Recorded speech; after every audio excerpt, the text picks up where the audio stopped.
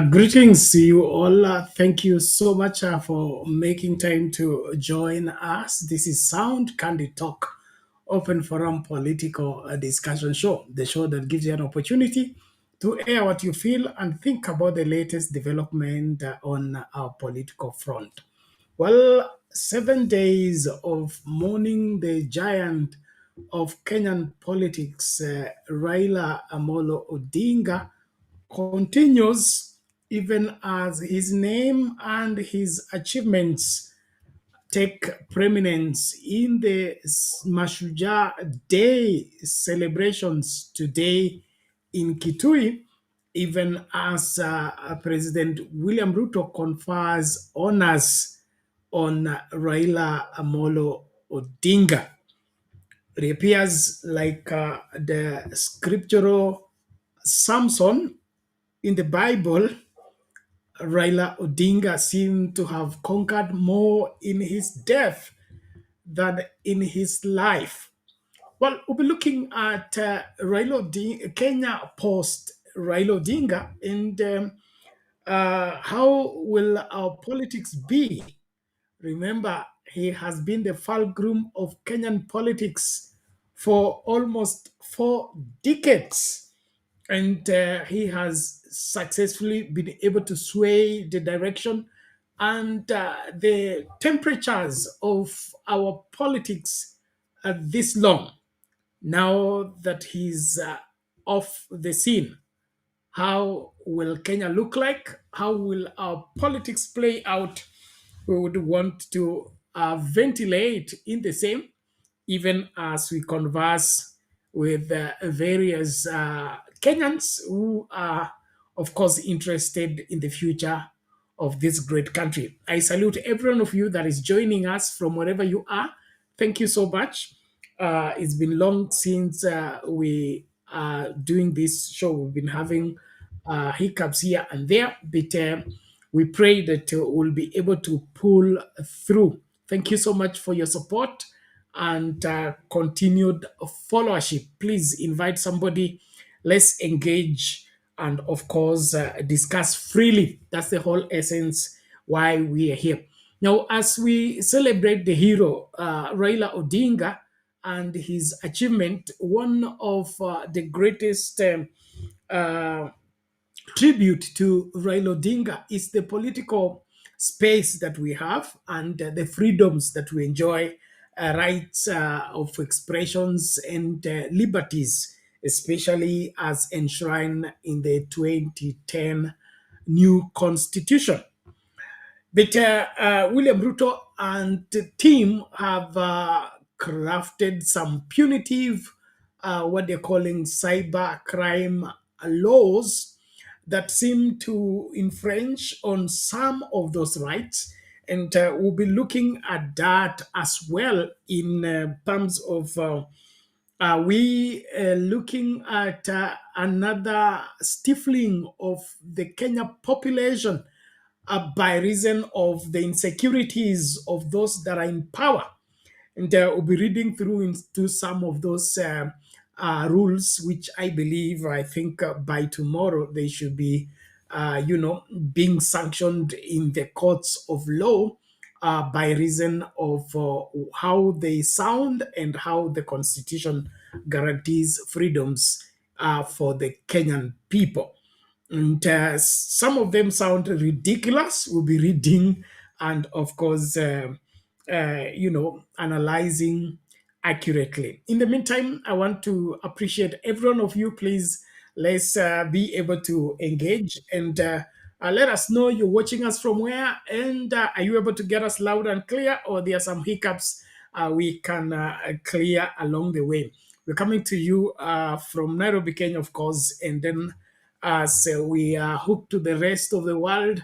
Please, let's enjoy together, even as we salute and give honors, tribute to Raila Amolo Odinga, who has shaped our politics for as long as he's been in the arena. And now that he's off the stage, what becomes? There are some predictions here and there are some fears here and there, but I believe we will all sail through even as we embrace the uh, inevitable change, as well as the demands that may come our way by reason of the same. Thank you so much. Here we go now. The link to use to get in the studio. Those of you that would want to participate in this conversation, I'll be sharing it in the comment section. You click on it, allow our new studio to configure your audio and your video, and you will be here for us to discuss together. But more than that, give your views, give your tribute, your salute to one Raila Amolo Odinga.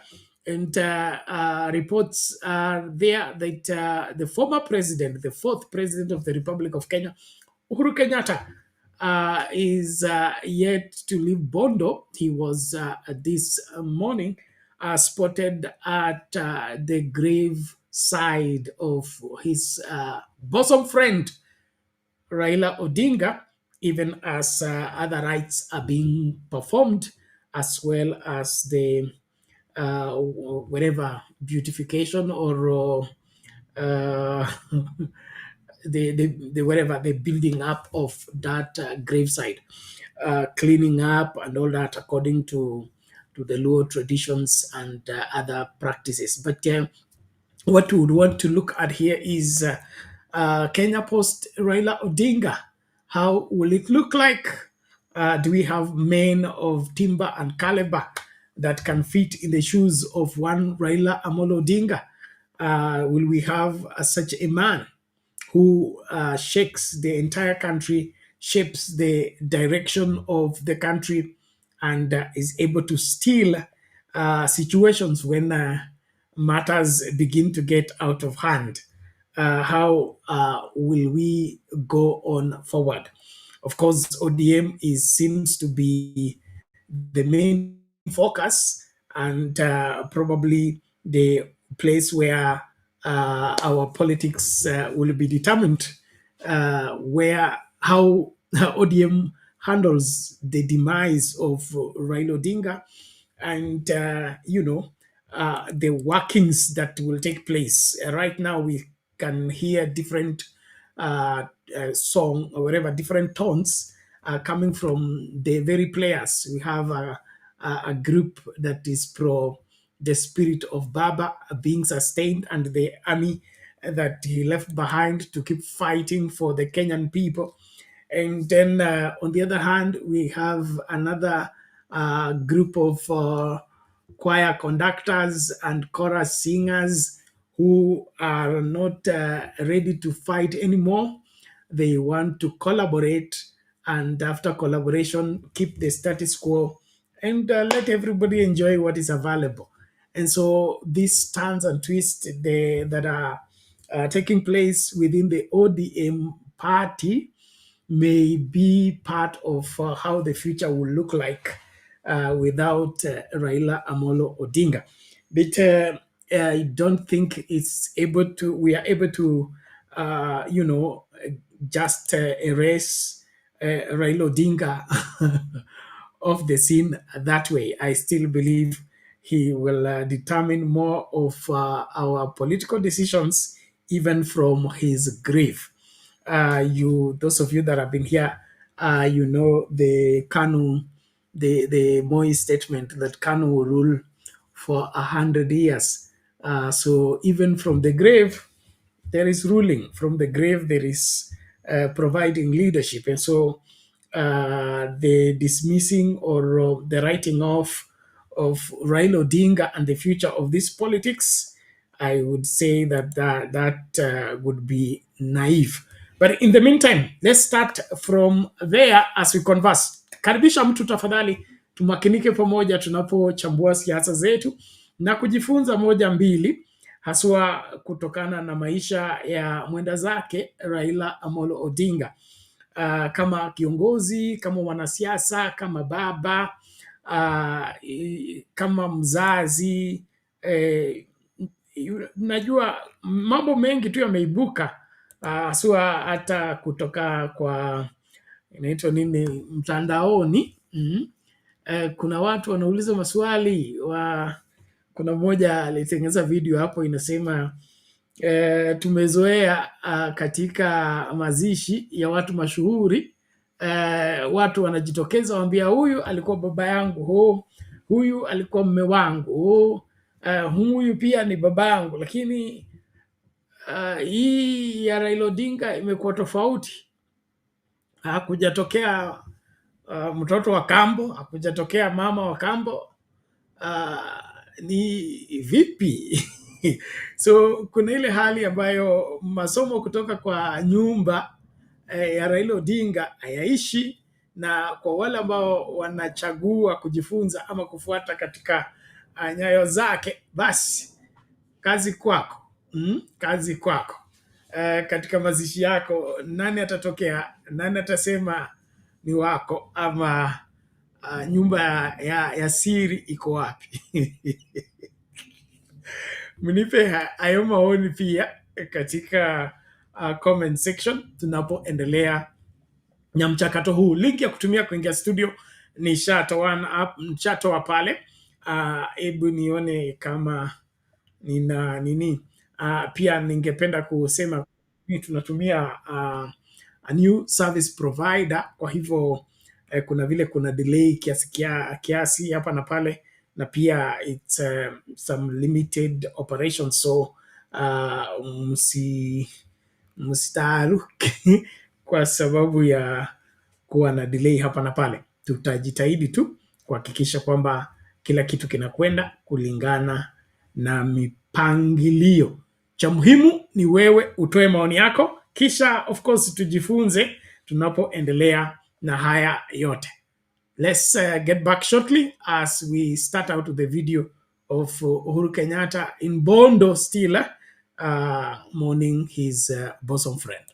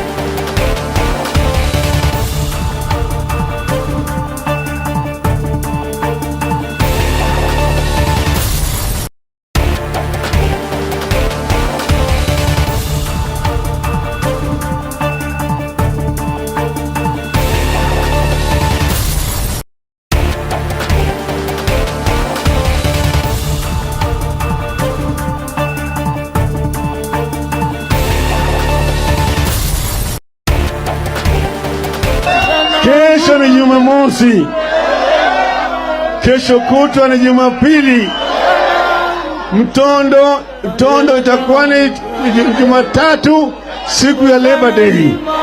Sasa sisi wafanyakazi mtondo go, siku ya Jumanne, Tuesday, tarehe 2 mwezi wa 5 tunarudi uwanjani.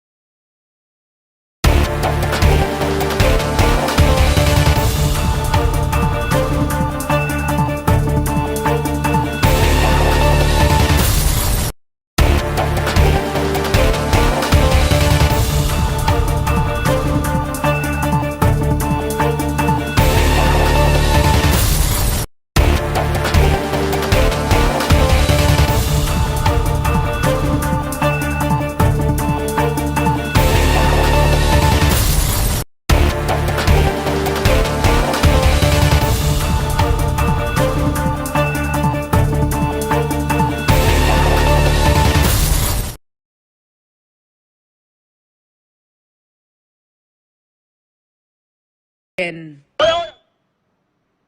Well, thanks, Grace Nganga. It's clear that Raila Odinga left an indelible mark in Kenya's history. He may be gone, but his legacy lives on. Now, in a quiet, soul-stirring moment on Mashujaa Day, former President Uhuru Kenyatta slipped away from the public eye and made a solemn pilgrimage to Kango Kajaramogi, the final resting place of the late Raila Amolo Odinga in Bondo, Siaya County.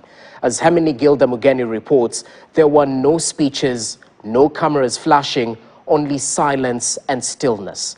The former head of state offered no words to the waiting world, allowing the weight of his presence to say what words couldn't. accompanied by Dr. Oburu Oginga, who is also the elder brother to the late statesman, former President Uhuru Kenyatta arrived at the Odinga homestead in the stillness of early afternoon. With slow, deliberate steps, Uhuru approached the fresh mound of earth, the final resting place of Raila Amolo Odinga, and paused, bowed his head in prayer, and let the silence speak. For a long time, he stood motionless, a solitary figure etched in the afternoon light, hand extended gently towards the grave in a silent farewell. He then clasped his hand together, lowered his head, and surrendered to prayer, a quiet act of homage to a man with whom he shared a complex tapestry of rivalry, respect, and reconciliation. The air hung heavy with emotion as the Odinga family and Uhuru mourned not just a political titan, but a friend, a brother. This visit comes just days after the nation bid farewell to one of its most towering figures, a statesman whose name is woven into the very fabric of Kenya's democratic journey. And as the country celebrated its heroes on Mashujaa Day, Uhuru's quiet pilgrimage to Kango Kajaramogi spoke louder than words. It was a deeply personal tribute, a gesture that reminded Kenyans that beyond the podiums and processions, there lies a bond of shared struggle, a friendship forged in the crucible of history.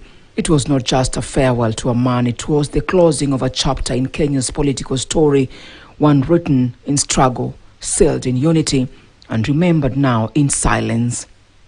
Hemini Gilda Mugeni for KTN. Back to Kitui County.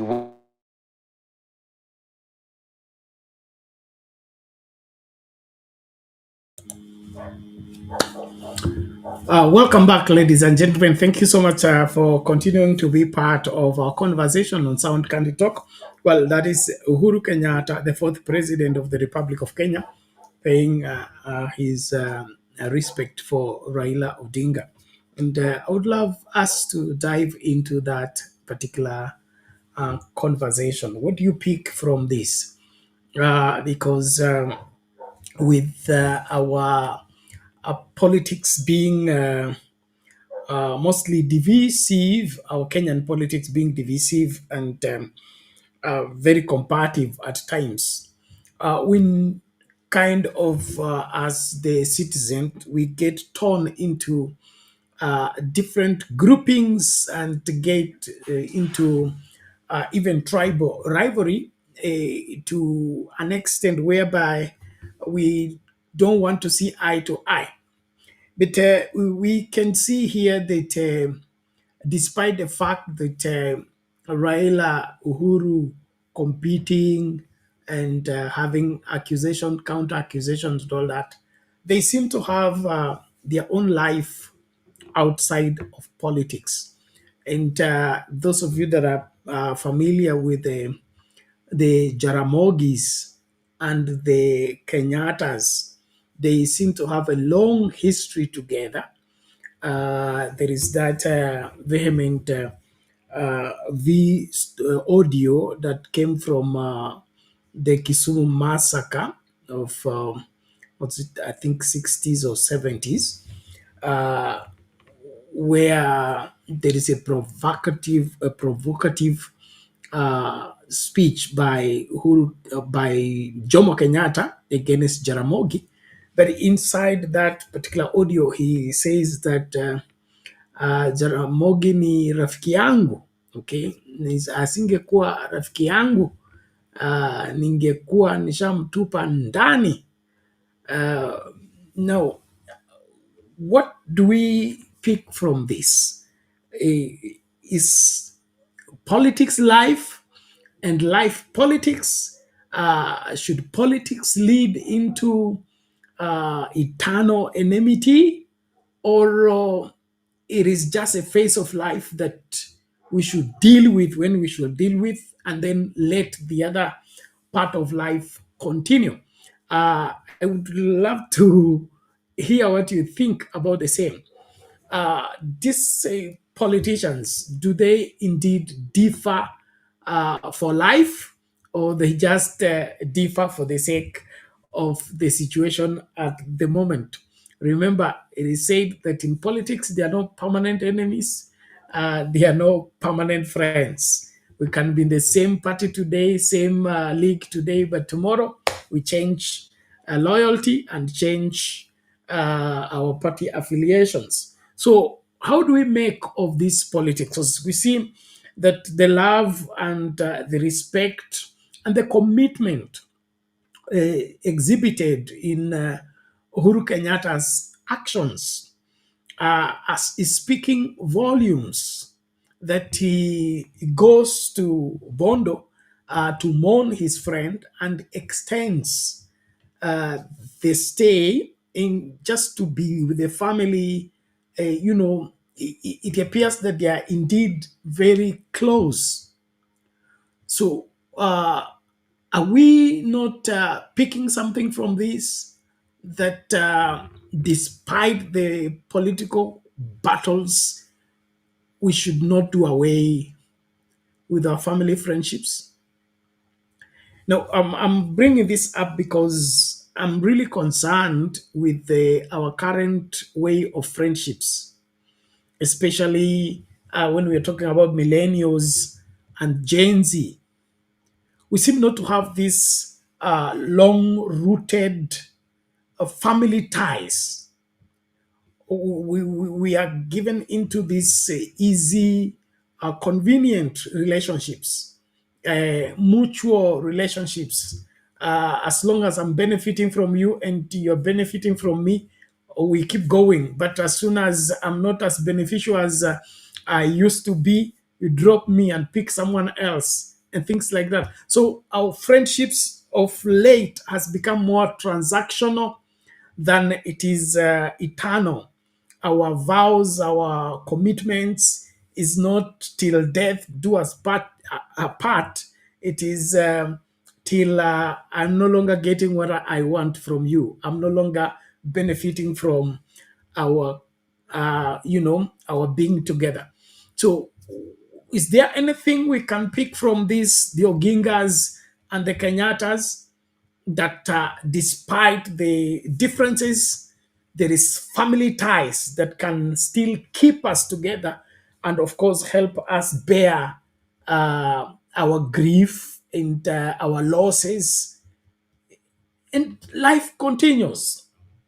And therefore, I think we are missing out a great lesson here that I wish we would internalize and be able to appreciate. Let's differ politically, but our life should continue. And there is life beyond politics. There's life beyond, differences here and there. I mean, our liberties are such that we don't have to agree on everything and we don't have to see everything the same way. As much as you don't maybe understand and see the reason why I believe what I believe, I should also not stop you from seeing and believe the way you believe. If we find a middle ground, well and good. If we don't, allow me to keep my doctrine, keep your doctrine, but let's allow life to thrive. Let's allow life to flow. Let's not come with this mentality of, dismissal political relations. That because you moved from my political party, went to the other party, now we can't talk to each other, we can't visit each other, we can't take each other out for lunch simply because you crossed over from Kenya Kwanza, I went to Azimio, or you left Azimio, I went to Kenya Kwanza. I think we need to outgrow all these things. And if there is any a communication that Uhuru is communicating to the country at this point in time on this Mashujaa Day, is that even in the grave, let's be true friends. Even in the grave, let's be true friends. Let's not have our friendship be just on the table and be when everything is rosy. Let our friendship be indeed genuine, and let it go all the way, even to the grave. So let our commitment to one another, our commitment to a better Kenya, our commitment to our comrades, not be for political gain only, not be for political expedient only, but also to ensure that we love and be committed one to another to the end of the whole process. And so I really appreciate that, in the sense that this relationship of Raila Odinga and Uhuru Kenyatta dates back to, the first administration. There are those stories of Raila and Uhuru. Of course, Raila being older, Raila used to carry Uhuru on his back, and of course play together and all that. And so you see how deep rooted the relationship has been. They are working together. They are going into different direction as far as politics are concerned. They worked together in Kanu, went into different wherever direction.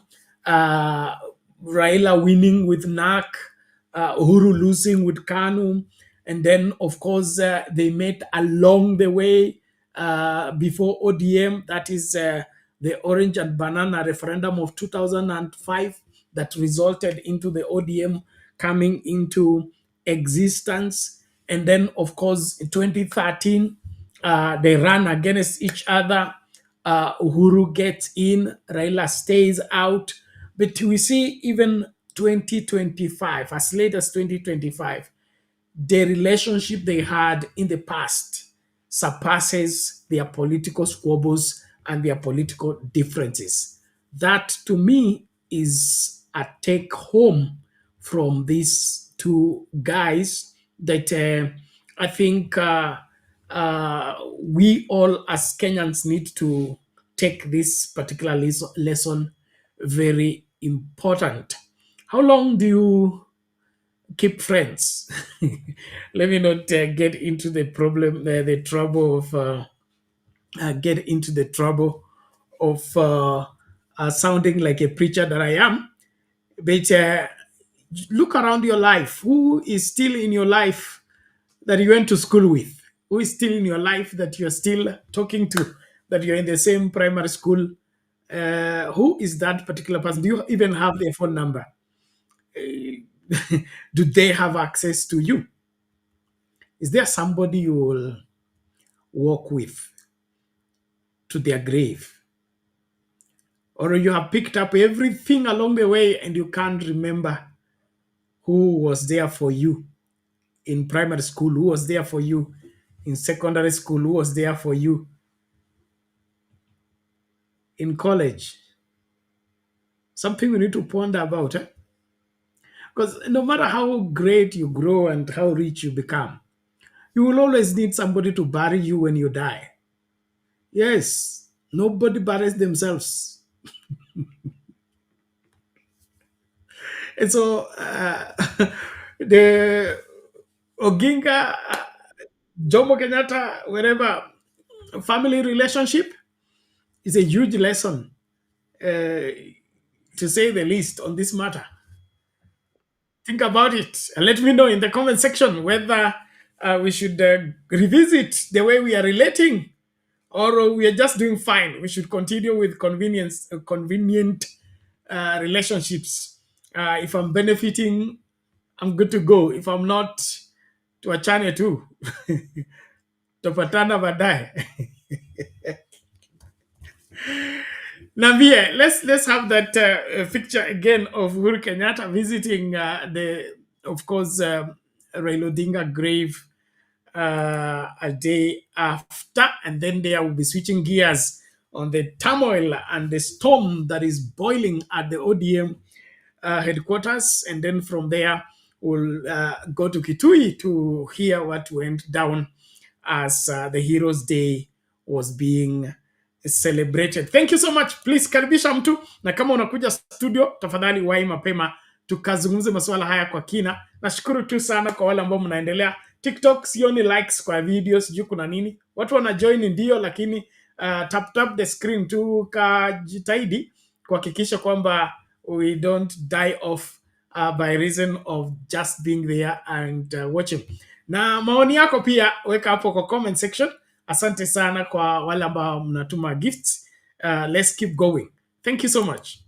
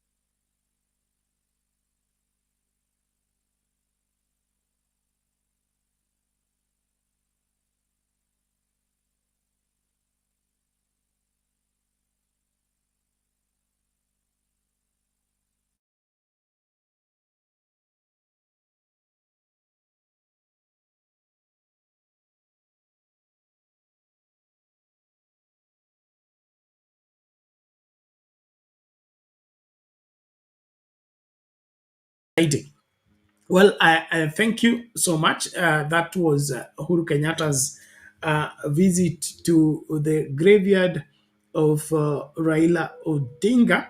And we are looking at this long lasting relationship. The relationship between the Ogingas and the Kenyatas. It dates far back, and this is decades, later that we see they are still flowing. And so we, as a people, need to review the kind of relationships we are having and the kind of relationships we are keeping. And relationships should be built, should be invested into, and of course made to function. Let's switch gears and listen out on what's happening with the Orange Party, the one that has been led by Raila Odinga for all the 20 years. And now that is off the scene, we seem to be having the push and the pull coming into play. Ni kipi hiki kinachoendelea katika ODM, na ODM itasurvive bila Raila Odinga ama kutakuwa kwaje?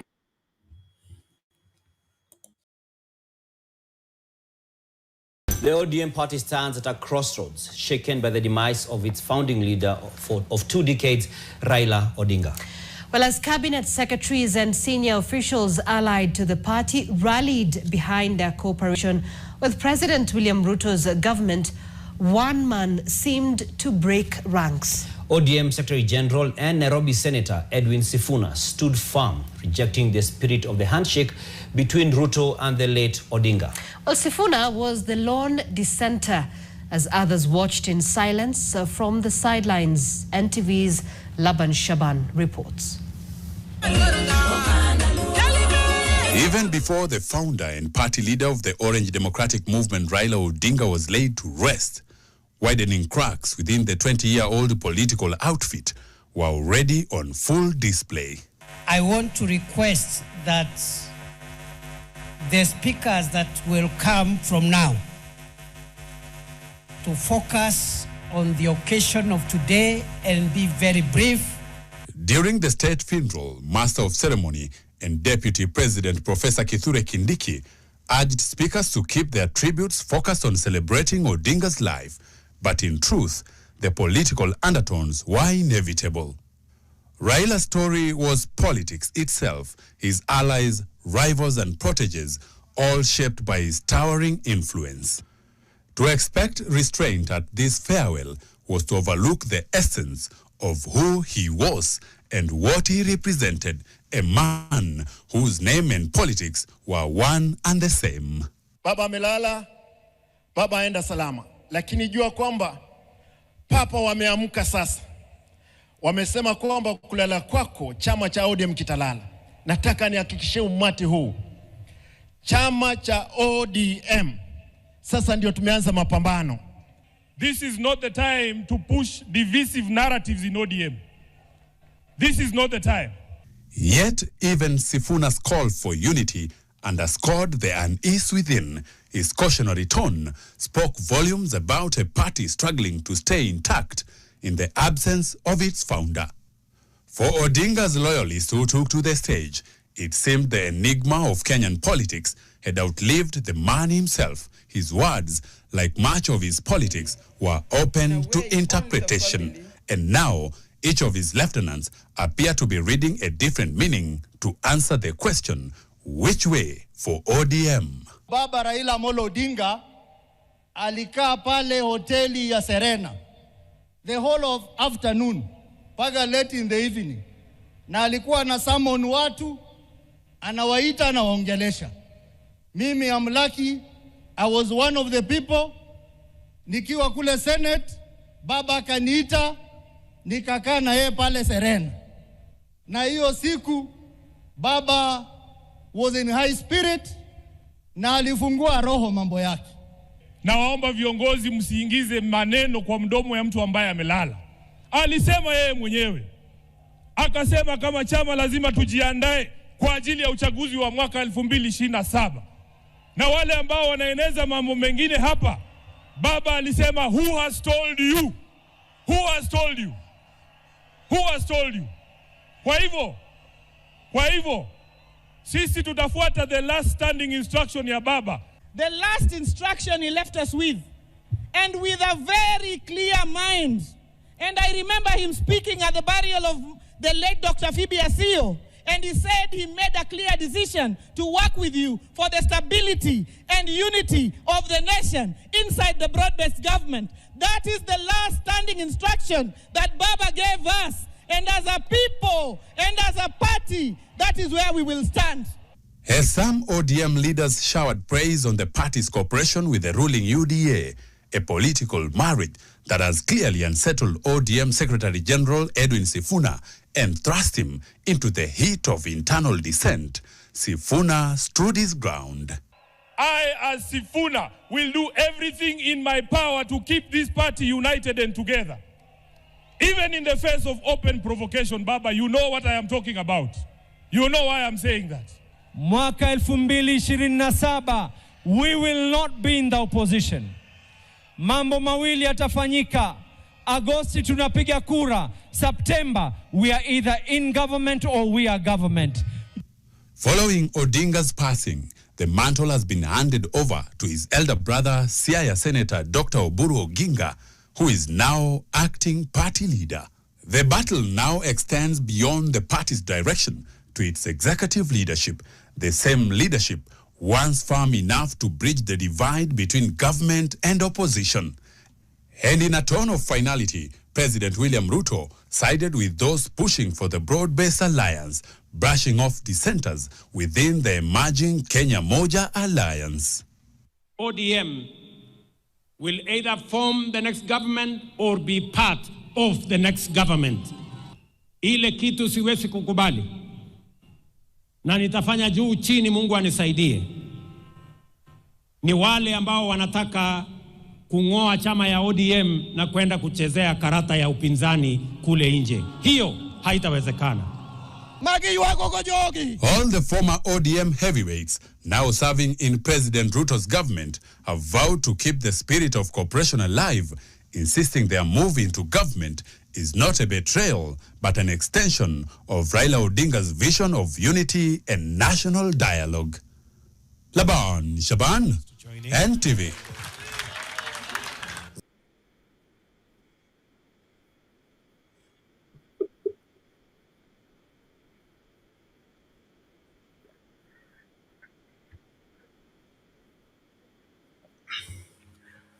Well, there you have it. The turns, the twists in the Orange Party concerning successions there. And then, of course, interpretation of Raila Odinga and his expectation.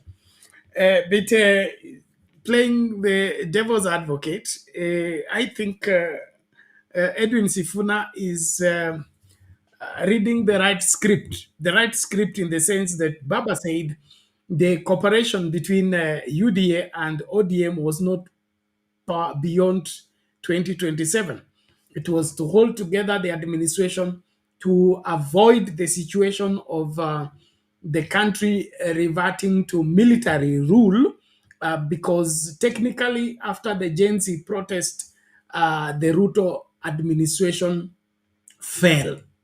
That is the literal, whatever interpretation of what went down in the Gen Z protest. And so, for there to be for there to be stability in order for us to salvage our democratic process of getting leaders, there was an agreement which involved many people. Now, I'm bringing this up because we have had so many claims and counterclaims.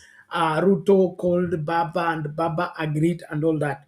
But when you look around the decision of cooperation between ODM and UDA, it was not Raila Odinga's decision as an individual.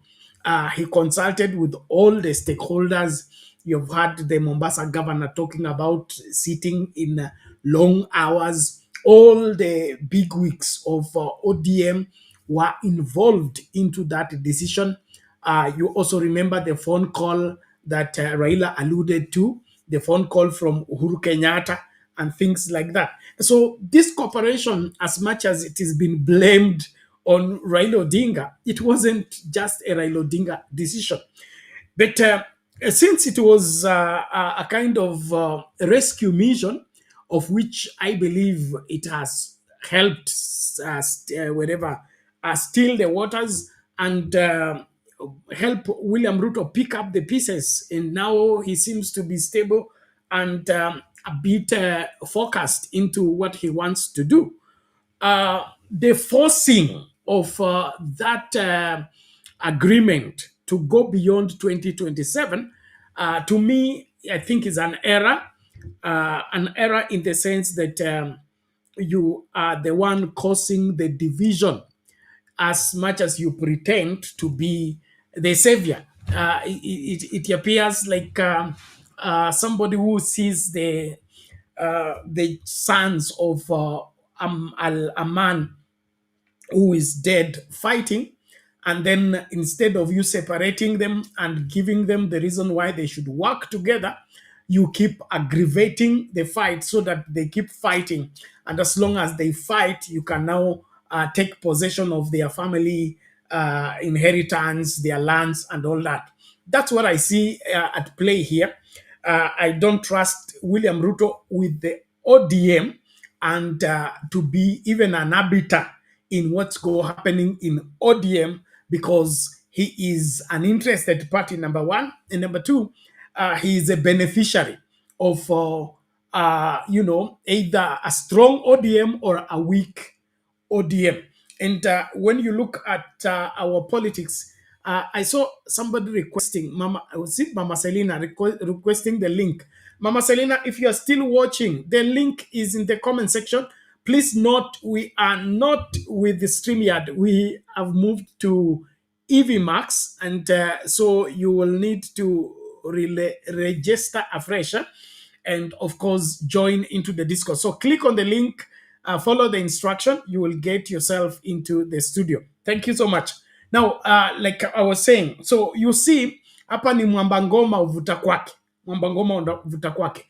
William Ruto anataka kusaidi na wale ambao wakiendelea kusapoti yeye, serikali yake itasimama, na of course atapata nafasi nzuri ya kujiandaa kwa uchaguzi wa 2027. So I see that Gladys Wanga, then the other, of course, immediate beneficiaries of the cooperation between ODM and UDA, who are Mbadi, Wandai, or Paranya, and of course Joho. Those ones, their salary depends on this cooperation. Their survival and their income for the next 2 or 3 years is it is tied to this cooperation. And so the ODM walking out of this arrangement means no job for Wandai, no job for Mbadi, no job for Joho or Paranya and things like that. And so mwamba ngoma vuta kwake, and then kwetu wanasema mkia wa kondo ufagia mbako inalala. So we can't depend on Mbadi, Wandai, or even Joho and Oparanya on the future of or on the future of ODM. The people right now in office and of course decision makers in the ODM fraternity right now, I think we need to allow them to stir up the ship to the right direction, and not for us to insist to the sustainability of the status quo, which I don't think ODM is known for. Okay, ODM is not for preserving the status quo. ODM stands for change. ODM stands for progress. And the issue of supporting the status quo is just for the meantime, to help us get to the other bridge so that we cross on the other end. And that is the whole essence I can pick from the Raila Odinga politics, whereby we have gone through the election, we did not get into State House. How do we work this 5 years so that we get into another election and try again to get into power? And so the cooperation between ODM and UDA was never cast in stone, that it has to preserve William Ruto's presidency for 10 years. That one, I don't think, is in the spirit and in the articulation of the 10 points of the agreed between these two political parties. And so as politicians will always be opportunistic, William Ruto would want to take advantage, especially of now the demise of Raila Odinga, and make much capital, political capital from it as much as possible. And so I would believe and, of course, trust that they. Okay, I see you, mommy. Thank you. Just a moment to get you on the screen. Now, I would want to see that the future of ODM, and for ODM to continue being the political party that it has always been, it needs to retain its own house, retain its own leadership, and make its own decisions on whether they are cooperating or they are going to be individual party and then cooperate in some seats and things like that. Like they can give away the presidential candidate in if they continue with the cooperation.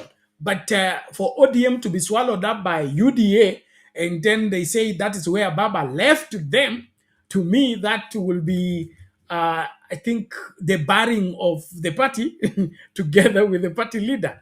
But I see young people like Sifuna, Arati, Osoti, and the rest. Their thinking seems to be quite detached from this other a lot. And so I think as we continue to analyze, we will find more light as it continues. But in my opinion, we need all political parties. I am for all political parties, and all political parties should remain independent, and as much as they do, interdependent. We can cooperate, we can work together, but let us not come to that place where we dissolve political parties like ANC has dissolved itself and gotten vanished into UDA and what is it called? The road of Moses, okay? The road of Moses, in the sense that it swallowed the snakes of the magicians, but it did not increase in size. How come UDA is swallowing political parties and not increasing in size? You will also help me look into the same. Thank you so much. Please, naomba tumakinike tunapoendelea na mchakato huu. Naamini kwamba unajifunza moja au lingine. Like video, watu wa TikTok, hiyo likes ziko chini, hatujafikisha hata 500. Can we get more likes, please, even as we continue?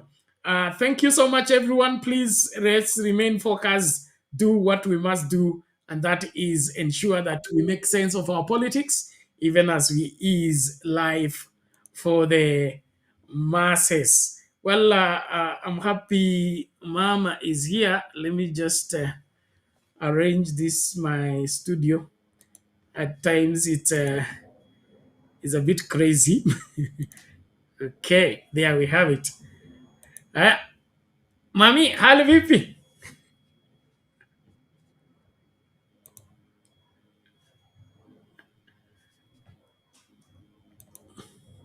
Sorry, unmute your mic.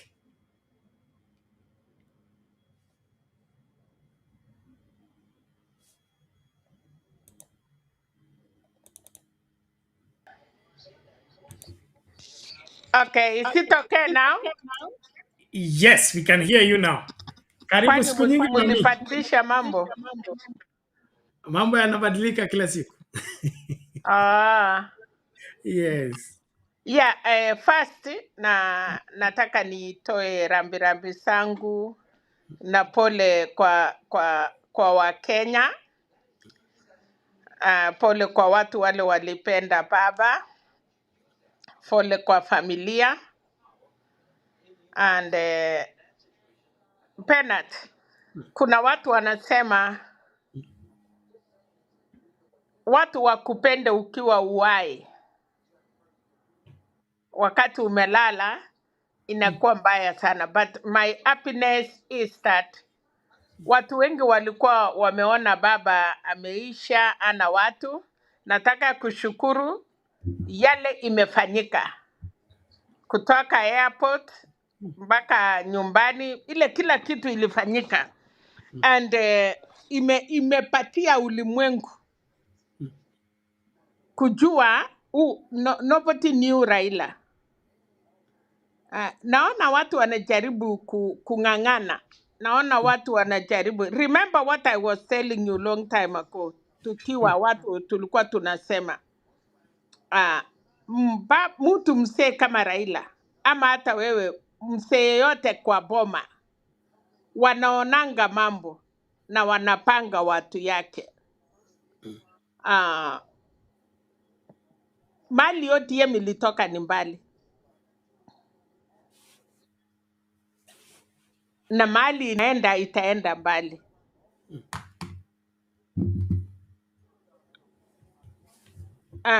Na wale wansilishi ya jama, unaona kama KANU tunasemanga ina wenyewe, watu wanaenda wanarudi, wanatoka wanarudi. But for me, sioni kwa nini tunaomboleza the king na tumekimbilia mambo ya ajabu. ODM itachipanga. ODM baba alitengeneza, remember alikuwa na hiyo celebration ya kusunguka yenye wangeenda Mombasa, lakini Mungu akupenda. But they have to go there. ODM una inherit. ODM si chama ya kabila moja. ODM ni chama ya watu wengi.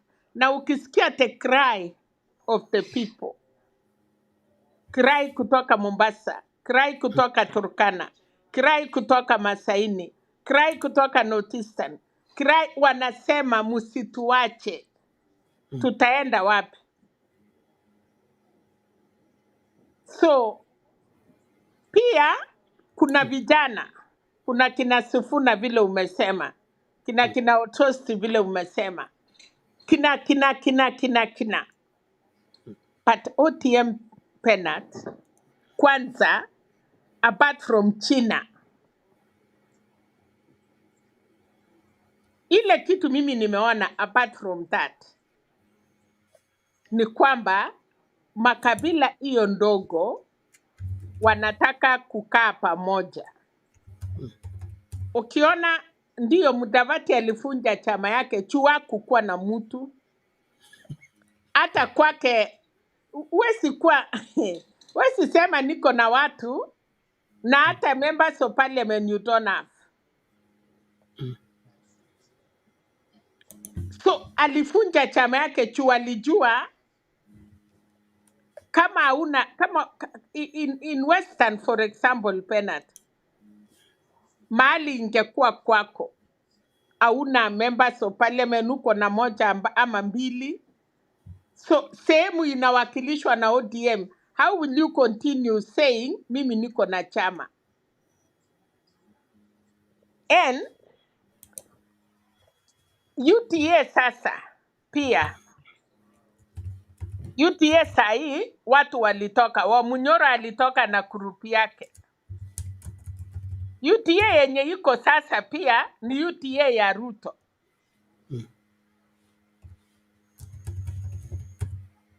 So for me,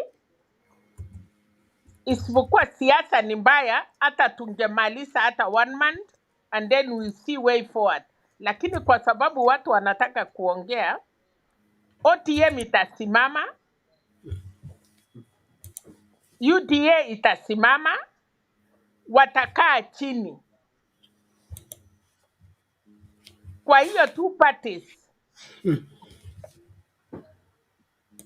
the two parties now, the Mudavadi is now UDA, ile grupu ingine yote watakaa chini, waone nyinyi mkitoa president, nani anatoa nini. Unaona kuna hii infuriate, kuna hii mambo ya kina Bobby, anaitwa nani pole, Babu Owino, nataka kuinherit Laila, nataka kuchukua, wamesema vizuri. Kama nyinyi mko, Sifuna alikuwa napika kifua, mimi naitwa Sifuna, mimi ni Sifuna. Now you are Sifuna. Unaweza answer, unajua Bernard, wewe ni pastor. Unakula mori saa ile msichana ako nje, na mnakombania hiyo msichana na wanaume wengi, na wewe unasema ni mimi nitaoa, mimi ndiye nataka, na hiyo msichana kuna watu wengi wanataka. badala ya kujua vile kitu ya kufanya. So for me, I think it is too early. That is why unaona wamewachia Oburu kwanza, alafu wataita NTC.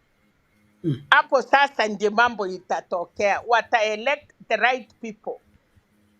Ama wapatie huyo msee heshima ashikilie hiyo chama. But kuna kitu moja watu wamesahau. Raila, the party is no more.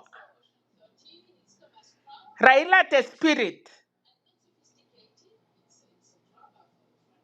Mumelalisha mwili, mulitaka hiyo. Ameenda.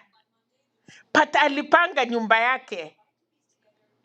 Aliongea na watu yake. Ukiongea na 1, 2, 3 people today, ambia mtu ya Nyanza toka serikali aende wapi? Kwa Wamunyoro. Naona leo Uhuru wamerudi kwenda Nyanza, hiyo ni mzuri, kwenda kusema pole, hiyo ni mzuri. But kumbuka nilikwambia samani sana. Na kumbuka ile mashishi ilikuwa ya bibi ya Teta Kimati. Unakumbuka vile baba alisema, huyu kijana anapweka lakini ni kijana yangu. Now I was telling people, jana wase unajua kwetu na ninajua wewe na mimi tutaelewana, kwa Waluya kama vile walisanya ile ng'ombe inatoka kwa clan, si ya mtu moja. Huwezi kujipendekeza uende ununue ng'ombe sokoni upeleke kwa matanga, itakukula.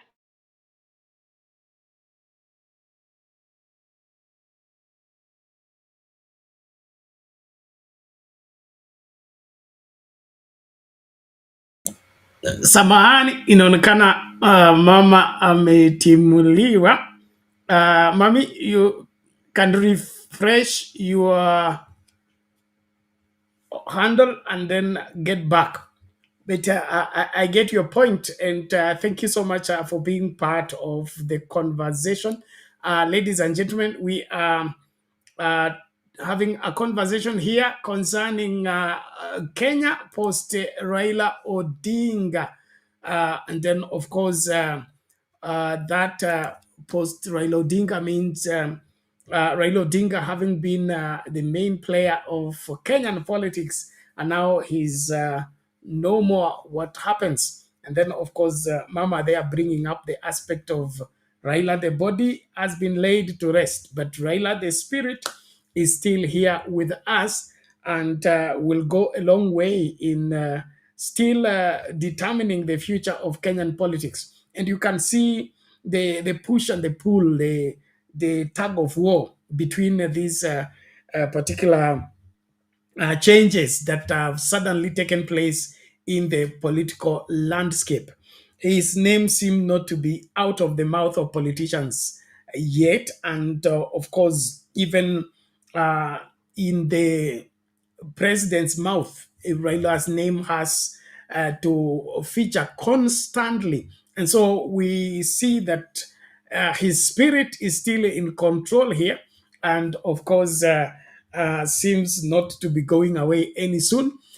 Maoni yako tu, wewe unaona future ya siasa inakuwaje? And then of course yale yanayoendelea katika chama cha ODM kama vile mama amesema, baba alikuwa na uzoefu wa kuongoza chama, ameongoza chama kwa miaka 20 sasa, na kile ambacho na hofu nacho na uongozi wa Oburu Odinga ni kwamba sijaona Oburu Odinga akiwa mstari wa mbele na masuala ya uongozi wa chama. Amekuwa mwanachama ndiyo, amekuwa katika kuwania viti kupitia hicho chama, lakini katika kuwa mstari wa mbele kwa uongozi wa chama, hiyo sijaona sana. So yeye kuwa party leader, mi naona hiyo ni kama itakuwa mtego mkubwa. But give me your views, what you think about this. Let's take a short break. We'll be back shortly.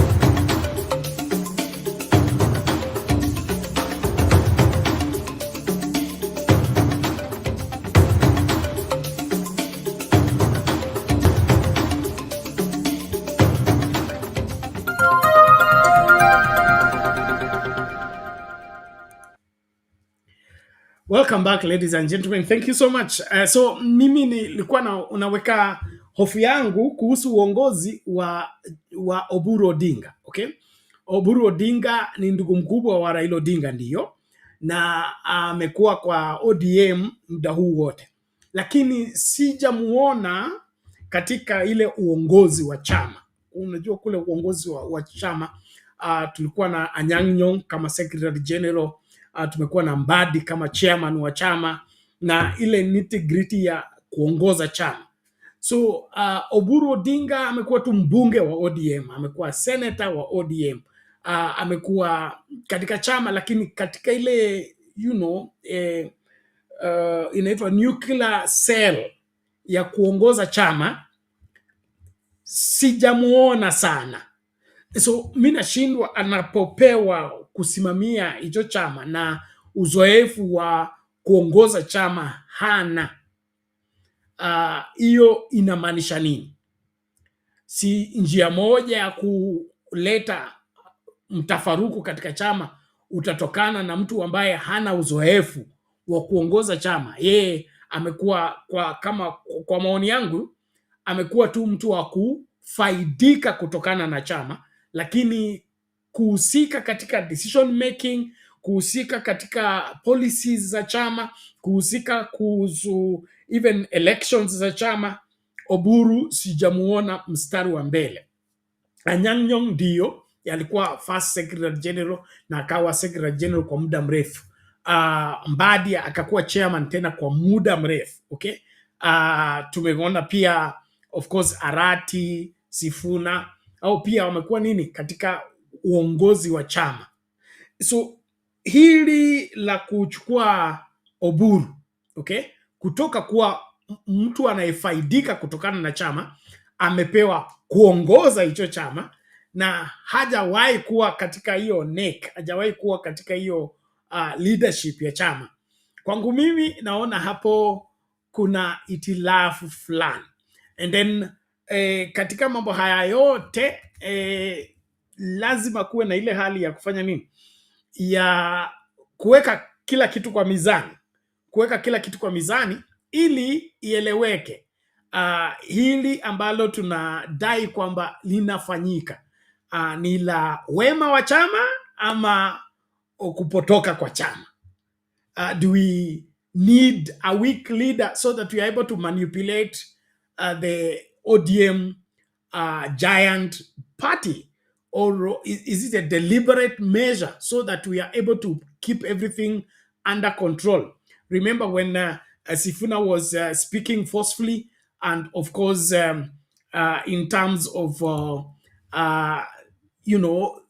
stating the position of the party and where the position is, the first person to demand and silence Sifuna about the questioning of the cooperation between UDA and ODM was Oburu Odinga. So when you look at that chronologically, you notice that the decision to have Oburu Odinga as acting party leader in the demise of Raila Odinga is very much suspect from where I see it. It's very much suspect because ODM has 3 deputy party leaders. Yes, 3. I think, yes, there is Mombasa Governor Nasir, there is Osoti, and there is Arati. So if you have 3 deputy party leaders, why do you need an acting party leader? Ilo mtanijibu. Yeah? You have 3 deputy party leaders. Why do you need an acting party leader? And so the move to get somebody in the pretext of acting party leader is strange. And so I think if we looked at it keenly, we will begin to see there is an external invasion into the party that may be seeking to manipulate the party from outside. And that strange external manipulation is not far from the William Ruto and his imaginations in how he can belong in all political parties, but identify with one. I'm happy Jakinduve is here to help us. Jakinduve, hiyo kamera yako ni kuchagua ama vipi?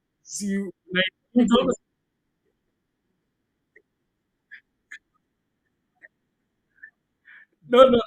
Kamera iko nani, unapatikana unasikika, lakini sura sura ionekani, inamaanisha ni position ya kamera. Unless utaki sura ionekane. Eh.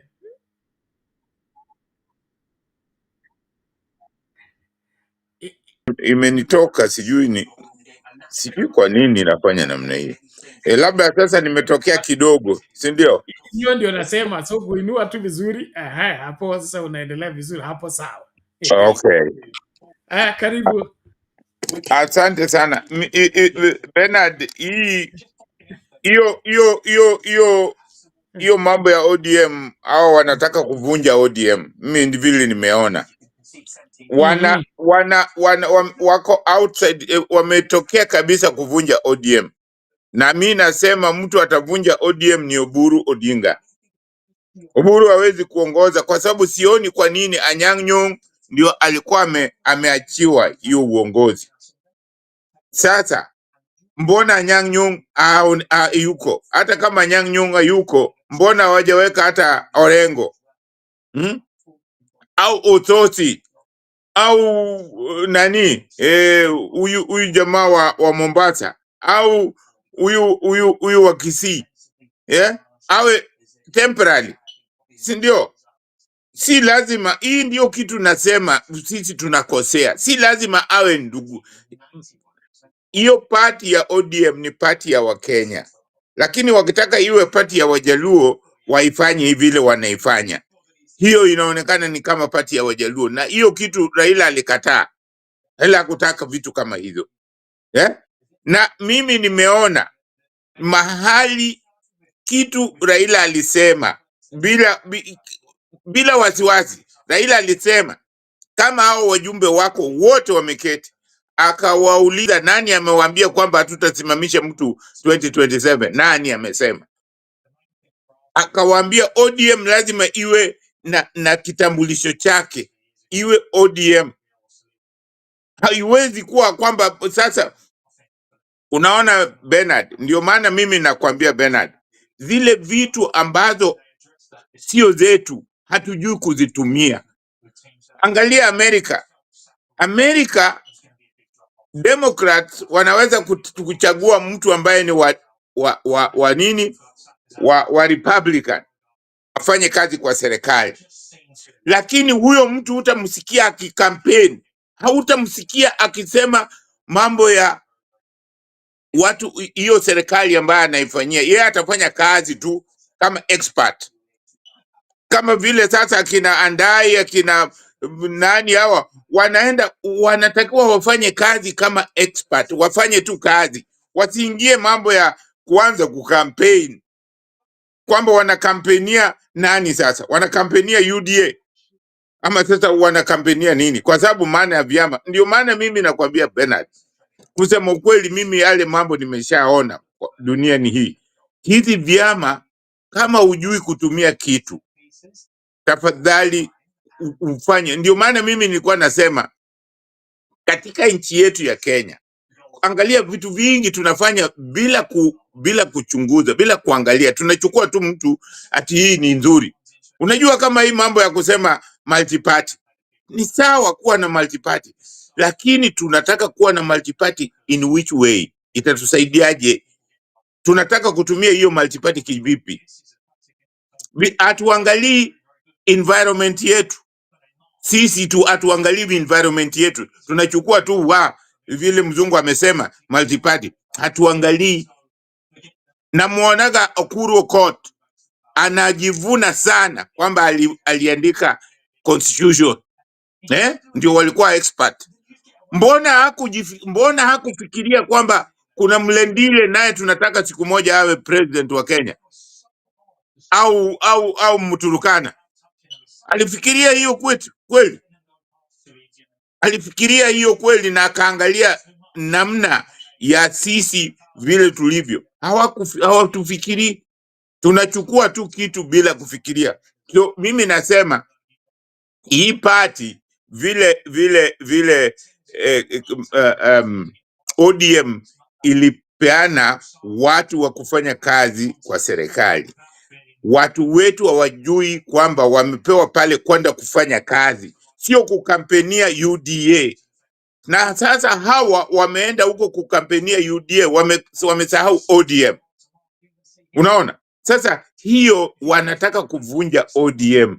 Na mimi hii kitu nimesikia Raila akiwaambia hapana, na siku hiyo walipokuwa kwa mkutano, Raila aliwaambia, aliwauliza nani amewaambia kwamba sisi hatutaweka mtu ambaye atasimamia, na walikuweko. Lakini unaona sasa wanasema wao wanasupport nini? Kusupport serikali inatakiwa wale wameenda kufanya kazi pale wafanye. Sisi wote, vyama vyote, watu wote wa Kenya, ulipiga kura, hukupiga kura, unifanya, sisi tuko ndani ya chama, wote tuko ndani ya serikali. Wote tuko ndani ya serikali kwa sababu tunaongozwa na serikali moja. Uchaguzi ikiisha, watu wote tunarudi kwa serikali. Kwa sababu hiyo serikali ndio, kama wewe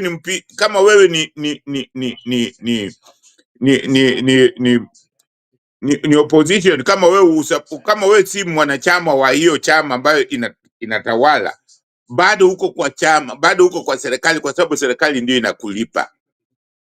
Mtu yeyote tu ambaye yuko kwa, bado analipa, kodi zako zinaenda kwa hiyo serikali. Kwa sababu kila mtu analipa serikali, kila mtu analipa kodi katika nchi ya Kenya. Hakuna mtu alipi kodi, hata mtoto mdogo akienda kununua kitu analipa, kwa sababu ile VAT tunalipa wote, na hiyo VAT ni kodi. Kwa hiyo watu wote sisi tuko, hakuna mtu hayuko kwa serikali ambapo mtu anasema sasa huyu, lakini kila mtu lazima ashikilie pati yake. Kama hizi pati wanataka zifanye kazi, kila mtu anashikilia pati yake. So hii mambo ambayo naona watu fulani pale kwa ODM wanafanya, kabisa wanataka kuvunja ODM.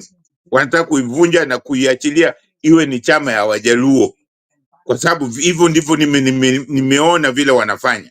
Kwa sababu kama ni wanajua ODM ni chama ambayo iko kila mahali, hakuna sehemu yoyote ya Kenya, hata ukienda Kiambu kuna ODM, hata ukienda Nyeri kuna ODM, hata ukienda wapi kuna ODM. Hii chama ni chama ambacho huyu mwenyewe kiongozi ambaye ametoka ameijenga vizuri sana, na yeye hakuwa na ubaguzi. Hata kama mlikuwa mpendi, watu wa Central walikuwa hawampendi, lakini yeye alikuwa mtu kakiwa kama kuna tatizo anaenda tu, hata mtu akikufa huko anaenda tu, hata kama ninyi mpendi, lakini yeye alikuwa anajijua yeye Mkenya. He was going everywhere. Sasa hawa watu ambao wamebaki wanatakiwa waige mfano wa Raila. Wasianze kuleta mambo ya ukabila ndani ya hiyo chama. Asante sana Bernard.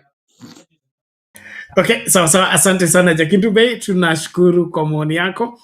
Kabla turejee kwa Mami, nashukuru wote ambao mnajiunga nasi hasa kwa TikTok. Nimeona fulani hapo, sio anaitwa Nyaga, anasema ODM kimalizwa basi tunarejea katika chama kimoja, chama cha baba na mama. Kwa hivyo lazima tujihadhari, na kama unaangalia vizuri unaona kuna watu ambao hawatajali kurejesha Kenya katika uongozi wa chama kimoja, ama tuwe na vyama ambavyo havina uwezo, vyama ambavyo ni havina structures, zile briefcase political parties just for the sake of us being called multi-party democracy, but really vehement, strong political parties is something that is not a good, you know, it's not something that is even celebrated by especially the status quo administration. And so as Kenyans, we need to watch out. And then of course kuna watu ukiwasikiliza vizuri watu wengine katika ODM hawana ile moyo wa kupigania kitu mpaka ukipate, wanataka kupewa kile kimeanguka. So ndio wanaona kwamba vile Ruto amekubali kufanya kazi na Ruto atatulipa ama atasupport chama, hakuna haja ya kwenda kung'ang'ania kwamba atusimamie haki ama tufanye hivi. Kama matunda yanakuja, kwa nini ujisumbue kwa kutingiza mti?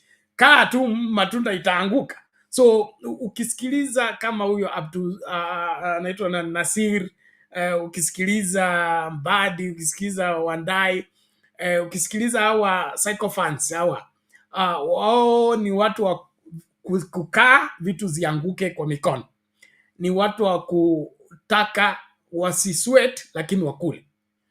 Lakini ODM inajulikana kwa kung'ang'ania mpaka wapate, pigania mpaka upate. Kama umeanguka sahi, ngoja ujaribu tena. So kuna hii two ideologies that are at play here, which I believe can either make or break the ODM party. But let's see how it plays. Mami, ulitupwa nje kabla umalize hoja yako. Karibu tamatisha, alafu to switch gears. Tungependa kuenda Kitui kiasi.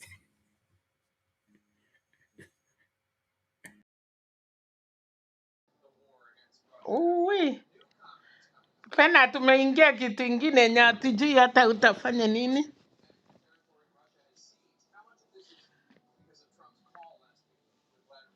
Ntaingia wapi ndiye ni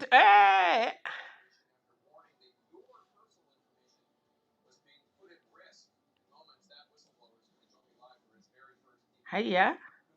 Kuona, Okay, unanisikia? tunakusikia na tunakuona. Asante. Kwanza niko na Chakindube, habari yako? Salama sana na Pole sana. huzuni sana. Nasema pole sana. Chakindube. Baba, for the last years, ile Mungu alibariki baba na akatupatia, hatukumsikiza mpaka wakati ametuacha, patu tunang'ang'ana na kupigana. We have not even learned a lesson, Kenyans. Wakenya tunaongea tu. Now baba amelala siku moja, hata hatujamaliza 7 days ya kuomboleza, na tunang'ang'ana na tunaongea.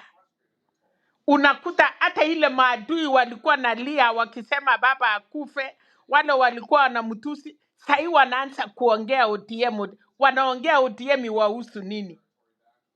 Watu wakuwe genuine hapa. Ukisikia wengine unasikia wana discuss kutoka asubuhi mpaka jioni, Raila, ODM, sijui inaenda. Kama mwenye chama ameenda mlimudharau, mnataka hiyo ODM mfanyie nini? ODM ilikuweko for 20 years. Baba aliweka watu yake. Hule mama kutoka Turkana, a school, aliwaambia na akasimama akasema, nyinyi hapa munapigania, hapa munang'ang'ana, ODM si yenyu, tulitoa mbali na tunakaa mahali baba ametuweka. It is so bitter. Na uchungu ya Kenya ni Ruto. Tunaweza nikuulize today Chakindube, si support, lakini ile kazi alifanya, kama ni ukweli, kutoa baba kwenda kutipu, kusimama, kusikwa heshima, hiyo peke yake hakudanganya huyo mzee. Ya pili, ndiye baba aitwe prime minister. Nani alikuwa anapigania baba wakati hiyo? Ni Ruto. Alikuwa KICC wakipigana na Matakarua. ODM walilala 7 days mpaka baba akapata kiti. Hii watu yote walikuwa na tamaa. Uchungu ya kusema Ruto aliipa kura, Kibaki aliipa, Uhuru aliipa, Ruto ameipa, watatu wameipa. Kati ya Kibaki na Uhuru na Ruto, Wakalenjin walipigia Raila kura kutoka mdogo mpaka mzee, na wakasimama na Wajaluo na wakasimama na baba. Kama wengine walikuwa wanamuita wanamtusi baba. Wakati ya mashishi ya bibi ya Teta Kimati aliwaambia, huyu ni kijana yangu, anaropoka hapa tu. Siongei kwa sababu baba amelala. Chusi kwa jamii ya Kalenjin, na we ni Mjaluo, walisanya boma ya Wanandi, wakatoa ng'ombe, Kipsigis, Pokot, Tuken, jamii yote yetu. Wakasema wacha tuende kwa matanga ya baba. Kwa sababu ng'ombe hiyo ya kutoa ya mashishi, we unajua ni village, ni community inatoa, si mtu moja. Unasikia watu wanaongea wanasema ati ameenda kupeana. Madharau, mulidharau huyo mzee. Sahi mnataka kung'ang'ania. Kinambati wako serikali wanafanya kazi. Pia ni watu ya ODM. Hata huyo Ruto ni mwansilinsi ya ODM, lakini yako kwa chama yake. Alisimama na akasema ODM aita kulingana na ile maneno walikuwa wamesema na baba.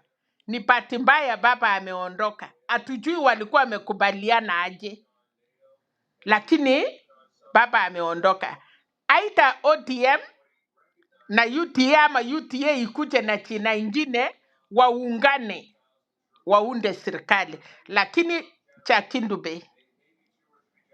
Chakindube leo mtu anaitwa Mjaluo akiambiwa toka kwa hiyo serikali, wanaenda kwa nani? Wakale sahi ni wabaya, Wajaluo ni wabaya. Ni mahali gani hiyo mnapelekwa yenye hamkutaka kupelekwa Raila akiwa uwai? Unaambiwa toa ile machungwa uko naye, unataka kutoa yenye iko juu ya miti, yenye ujui kama imeosa ama iko ni matunda. As we speak of today, amutarutisha Raila. Mulimukataa. Sasa ni wakati mutashaka meno na kulia. Munataka kukimbia kufuata Wajaluo ndio wakuja barabara. Wanakuja kupigania nani? Nani huyo atakuja kuandamana? Anaandamania nani? Mimi nasema asante sana watoto ya Raila, Wajaluo. Mulionyesha dunia. Wacha CNC ile mulikuwa mnasema amekufa tutakuja kumwaipisha. Mulionyesha dunia ya kwamba baba hata kwa kaburi ni baba. Hata kwa kifo, kutoa airport mpaka Kasarani 6 hours, hiyo ni record. Kutoa heshima ya jeshi, hata moyo alisikwa. Hakupata hiyo ya Raila. Kibaki alishikwa na alikuwa president. Hakupata hiyo. Wamalwa, baba amepatiwa heshima. Jaramogi nasikia alikuwa vice president. Walikataa kumpatia heshima na alipigania nchi ya Kenya. Huyu mbaya, huyu watu wanamdharau, amepatia baba heshima. Mahali analala anajua mlimdharau, lakini the last minute ameenda na heshima. Ilikuwa inastahili wa Kenya tutulie, tumalize siku 7. Chama iko na Oburu, haijaenda na mtu. Sifuna ni mtoto mdogo kwa Pukusu, hakuna ODM. Wacheni kutudanganya. Mami. No, Bernard. Mimi nimeingia kusema pole ya baba na mimi Sikatai niliondoka, mami. lakini ukweli isemwe. Ukweli ni uchungu. Kuelewa mami, nataka tuelewane. Kuna mambo mawili hapa, okay? Kuna heshima ya Raila Odinga na kudhihirika kwamba hata kwa kudharauliwa wakati ako hai, heshima zake hazikuharibika. Katika kifo chake ameokoa kila kitu, legacy yake, heshima yake worldwide, nationwide, everything is safe. Lakini kuna swala hapa tunazungumza kuhusu uongozi wa chama na structures ambazo zimewekwa. Wewe umekuwa na Kenya, wewe umekuwa kiongozi wa chama, unaelewa kwamba vyama viko na mikakati yake na jinsi vile wanaamua nini viongozi wao. So kuna ile kukubali kufanya kazi na chama kingine kwa makubaliano fulani, na kusema kwamba hatujui kile ambacho Ruto na Raila walikubaliana kuhusu kufanya kazi pamoja na UDA. Hiyo tutakuwa tunafanya nini? Tutakuwa tunakubali kutojua kile kitu tunajua, kwa sababu zile mikakati, makubaliano yaliyokuwepo, the 10 points ziko wazi. Aliyehusika katika kusaini hizo vitu ni Edwin Sifuna ambaye ni Secretary General wa chama cha ODM, na that is something that is in the public domain. Unless kuna document mara mbili, ile ilisainiwa kwa siri katikati ya Ruto na Raila, na kuna ile ambayo ilipewa kwa 2 different political parties wakakubaliana. So ningependa katika mazungumzo haya kuelewesha Wakenya waelewe kwamba kuna UDA, kuna ODM.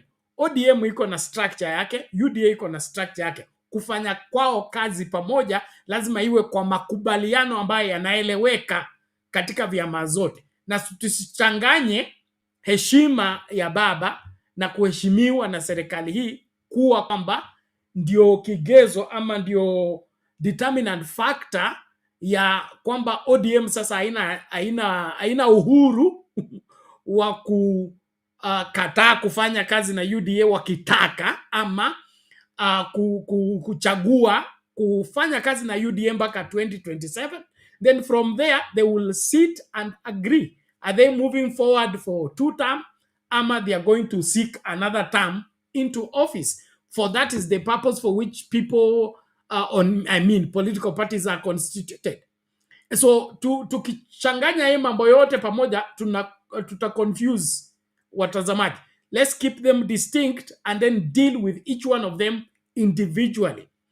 As far as William Ruto and his treatment of Baba and of course the cooperation, that one's out of question.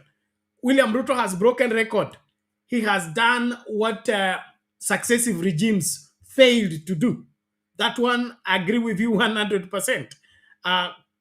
Hapo kuna vile William Ruto alicheza ambayo ni swala ambalo si la kawaida aswa kwa wale ambao tunaelewa vile serikali ilikuwa inaongozwa hapa awali na vile inavyoongozwa hapa katika hii regime ya William Ruto. Lakini kwa mikakati ya vyama na uhuru wa vyama ni lazima kila chama kiachwe kufanya kazi vile kinapaswa kufanya. Tukirejea hiyo masuala ilikuwa ya KADU na KANU ambako one afternoon watu wote opposition wamecross, alafu tunaenda one party state, no referendum, no asking of the people, no adjustment of the constitution to have that kind of system of operation. Then we end up with an imperial president, we end up with impunity and all that. To me, that will be a setback that we cannot afford as a people. Labda Dadi utaongezea hapo kabla tuende Kitui.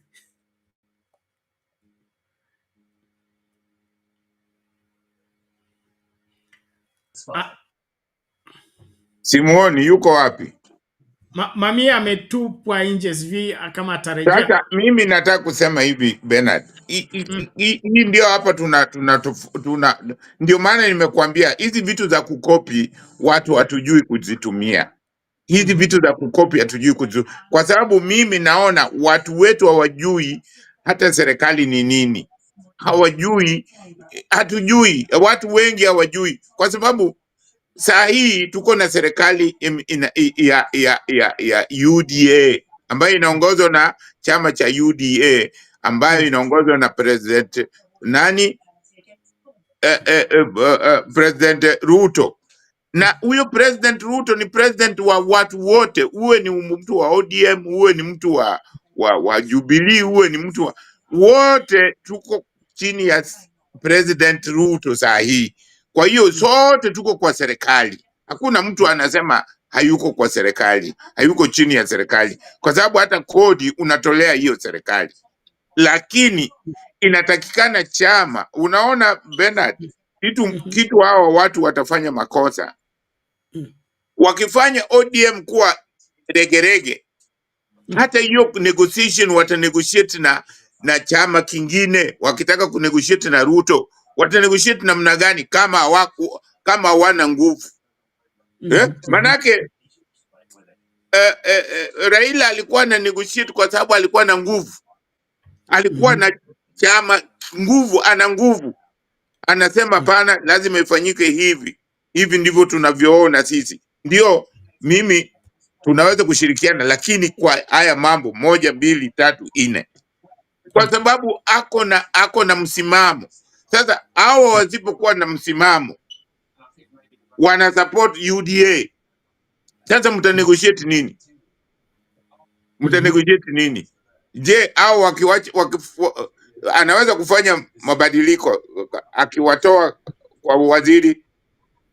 Hiyo waziri watakaa milele? Wengine wanaweza, kuna Wakenya wengi tu, si lazima. Ndio maana nilikuwa nasema Bernard, tuko na kasoro nyingi sana, kasoro nyingi sana. Angalia miaka 60, Wajaluo ni watu wamesoma. Hakuna Mjaluo ashakuwa minister for finance mpaka leo, 60 years. Why? Kuna kitu kibaya, there's something wrong. No, there's something, kuna kitu kibaya, kwa sababu Wajaluo wamesoma sana. Ukitaka kuona kama wale watu wamesoma, ni Wajaluo wamesoma wengi tu. Inawezekanaje hiyo miaka 60 Mjaluo hajakuwa minister for finance? There's something wrong. Kwa hiyo hizi vitu ambavyo tulipokuwa tunatengeneza, ndio maana ninakwambia Bernard, hii mambo ya ukabila, kwa sababu sisi, president wetu yule wa kwanza hakujenga taifa, alijenga tu, alikuwa anatumia tu kujenga nchi. Taifa ni watu. Watu ukiwajenga watu wawe wamoja, hawaangalii, inakuwa kwamba mambo ya ukabila inawapotea. Lakini kwa sababu yeye hakujenga, wakati tunatengeneza hii constitution, tungetumia ukabila kusema, ukisha kuwa kama wewe, kama sasa Ruto anatoka Rift Valley, hatuchagui Mkalenjini mwingine kutoka Rift Valley, hatuchagui party. Hata tukichagua mtu mwingine kutoka kwa UDA, lazima awe anatoka sehemu nyingine, anatoka labda huko sehemu za Mombasa, anatoka Machakos, anatoka Ujaluoni, anatoka Uluyani. Hiyo ni sawa. Hiyo ndio tuna hiyo. Mtu anaweza kusema ni ukabila, lakini sisi tuko makabila nyingi, lazima tuonekane sisi ni mandugu. Ni kama baba ambaye ako na mabibi wengi, lazima utambue hao mandugu zako wote. Huwezi kusema tu wabibi wa kwanza ndio wanajulikana. Hapana, lazima ujue hao ndugu zako zote wote, watambue. Ndio hiyo mji inakuwa na utulivu na amani. Mimi nasema hivyo kwa sababu mimi baba alikuwa na wanawake wengi, lakini sisi ndugu wote, ukituona Bernard, unaweza kushindwa kujua nani ni mtoto. yani utaweza kufikiri tu ni watoto wa mama mmoja, kwa sababu baba alitujenga hivyo.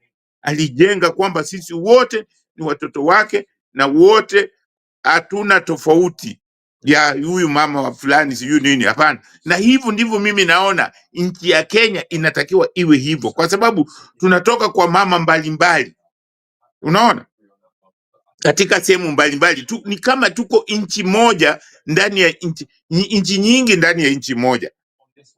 Hiyo ni shida ambayo tuko nayo katika nchi ya Afrika. Tuko nayo hiyo sana. Nchi ambayo imeweza hiyo kitu hata wakiwa na watu wengi ndani yao. China iko na makabila nyingi ndani yake, lakini imeiweza kwa sababu vile wameijenga. Kuna malilio ya kidini, lakini hata hiyo malilio ya kidini wameiweza kwa sababu ya kuweka msingi wa kusema usawa, wa kuleta usawa kwa watu wote. Na hiyo usawa tuko nayo Kenya, na hiyo inatakiwa tulete usawa kwa ukabila, kwa makabila zote, kwa sababu tukiachilia tu Bernard kwamba tunaenda kwa uchaguzi, kuna makabila zingine wako wengi, wengine wako wachache. Utawezaje hao wachache wakiwa na kiongozi mzuri aweze kuchaguliwa, aweze kuongoza Kenya? Lini? Haiwezekani. Tusipoweka vitu za kuguide, yani guideline, zinatakiwa tuwe na guidelines ambazo zinasema hapana, lazima hii ifanyike hivi na hii ifanyike hivi. Hizi ni nchi nyingi zimeweka hivyo. Hata Amerika ambayo tunaikopi imeweka hiyo kwamba isiwe tu kila president anatoka California kwa sababu ndio kubwa. Watu wakishapiga kura basi. Hawafanyi hivyo. Wana make sure kwamba wameweka vikwazo ya kusema president anaweza, kiongozi anaweza kutoka katika kabila sehemu zote za nchi. So hiyo tumekosa sisi wa Kenya. Again, tumekosa kujua kwamba wakati unaenda kufanya kazi kwa serikali, inatakiwa ufanye kazi serikali. Ukiangalia kwenye katiba inasema wale ambao wamechaguliwa kufanya kazi serikalini hawafai kuingia kwa siasa. Lakini unaona Bernard,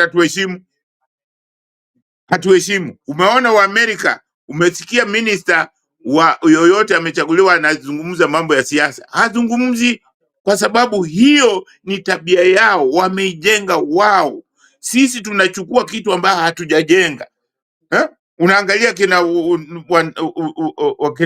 kina Mbadi vile wanazungumza, hiyo haifai. Ni kitu kama hiyo haifai kabisa. Mazungumzo yale aliyosema hayafai, kwa sababu yeye ni Mkenya, ana haki ya kupewa kazi na ni haki yake apewe hiyo kazi. Si eti anapewa kwa sababu anapendelewa. Anapewa kwa sababu yeye ni Mkenya, ana haki ya kufanya hiyo kazi, kwa sababu hiyo kazi lazima ifanywe na Mkenya yoyote. So akipatiwa hiyo kazi, isiwe kwamba anapendelewa, ni haki yake. So hiyo kitu awache kusema ni kama yeye anapendelewa wengi. Hapana, hiyo kazi hata asipopewa lazima mtu mmoja atapewa hiyo kazi. Lazima mtu yoyote, kuna mtu ataifanya. So ni haki ya Mkenya kufanya hiyo kazi. So mimi kitu ninachosema ni kwamba ODM lazima ibaki kwenye ijitambulishe kwamba hii ni ODM na hii ni nini, ni UDA. Tukiwacha bila kuwa na kujitambulisha kwamba hii ni ODM na msimamo wao ni hivi, si kwamba hawajasema kwamba hawawezi kufanya kazi na serikali, hawawezi kufanya kazi na UDA, lakini inatakiwa kwa masikilizano mazuri, sio tu kiholela. Manake kiholela hiyo watakosa namna ya kufanya nini, kunegotiate. Wakipoteza hiyo kujitambulisha kwamba wao ni ODM, hawatakuwa hata namna ya kunegotiate. Watakula huu na hasara. Asante sana. Sawa, asante sana Jakindu Be.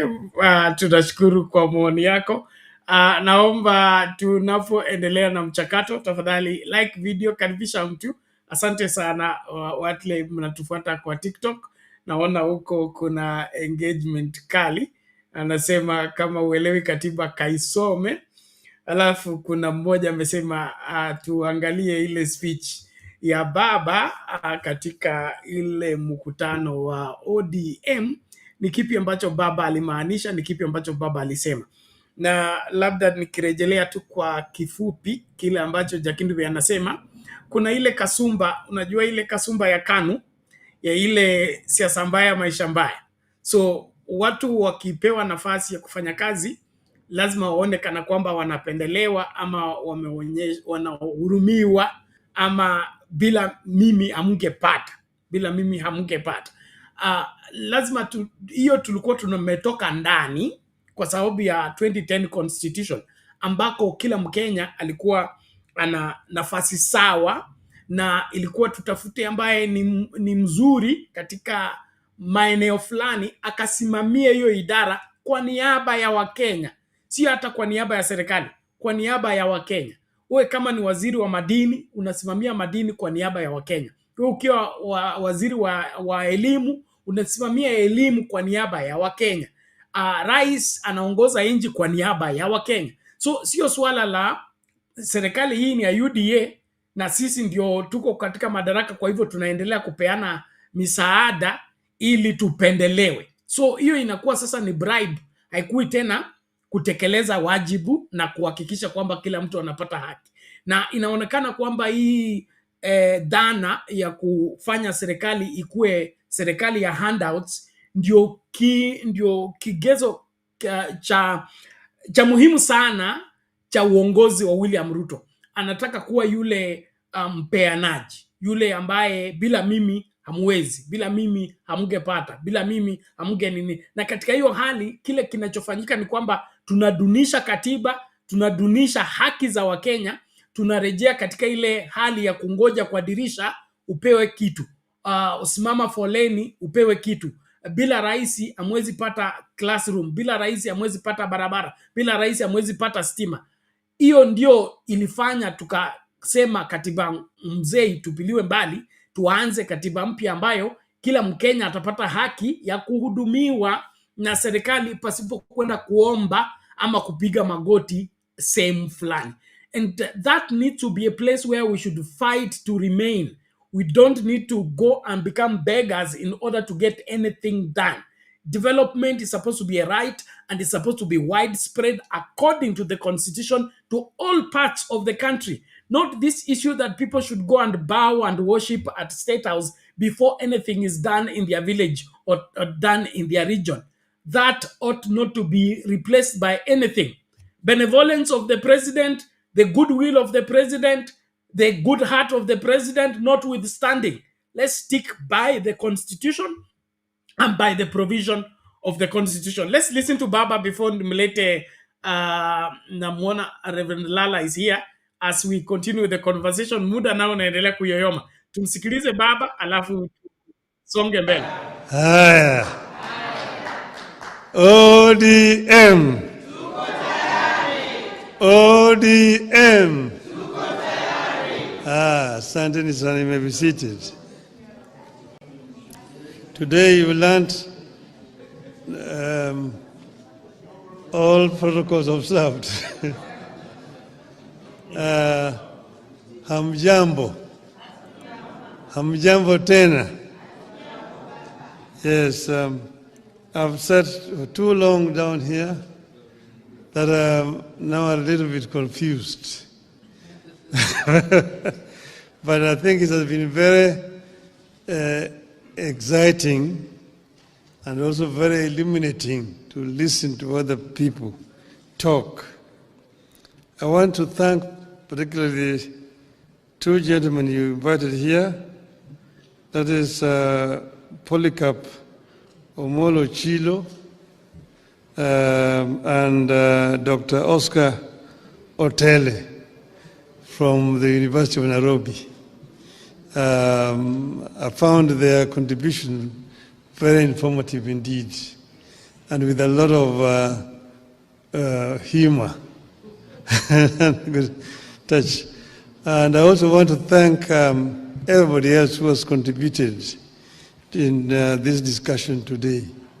It was a wonderful session. We thought that it is necessary for us, before you go back, to have a PG, because you have not had a PG where you also brought the party leadership to talk to you together. And we felt that we should do it before the end of the year, particularly before we go for the jamboree in Mombasa. So I'm not going to bore you with a very long speech. There's a few things that I put together that I want to say. About a year ago, we got together with the UDA party to help steady the ship of the Kenyan nation that had been hit by extreme turbulence and faced a reality of collapse. Some people may not even know exactly where we were, but because I had a first inside impression of what was happening, we were very much almost on the precipice. Because as you see, after so many days of demonstrations, you saw that eventually the military were on the streets. And on the streets, of course, they were fairly civil to the Wananchi at that time. But that was because they had not been given instructions. And you know, there is what you always all the time talk about, the chief of defense forces. Once the military are given instructions, they execute. And we are almost there. We're almost there. So we said it's better to have a country that is civil, where leadership can be replaced through the ballot rather than through the bullets. And that was one of the reasons why we did what we did at that time. The coming together started informally, with some of our members joining the government. We later formalized the arrangements through a memorandum of understanding signed publicly with UDA and shared widely with the public. This far, a core agenda of our coming together has been achieved. We have a stable and peaceful country. We beat back the chaos and created an environment in which you can agree to disagree without staring at collapse. I recognize and appreciate the role our MPs continue to play in the realization of this noble goal of preserving the nation. As I've said before, whatever the differences and misgivings we have as parties or leaders, we must have a country first. Only then can we set about discussing how to perfect the nation's imperfections and even who is to lead the nation. This is a core belief of our party. We stand for and with the country and act in the interest of the people of Kenya. I am convinced that Kenyans want Kenya to stand, and we stand with them on this. Ronald Reagan used to tell Americans, and I quote, "If we ever forget that we are one nation under God, then we will be a nation gone under." unquote. As Kenyans, we know only too well what happened to nations that went under.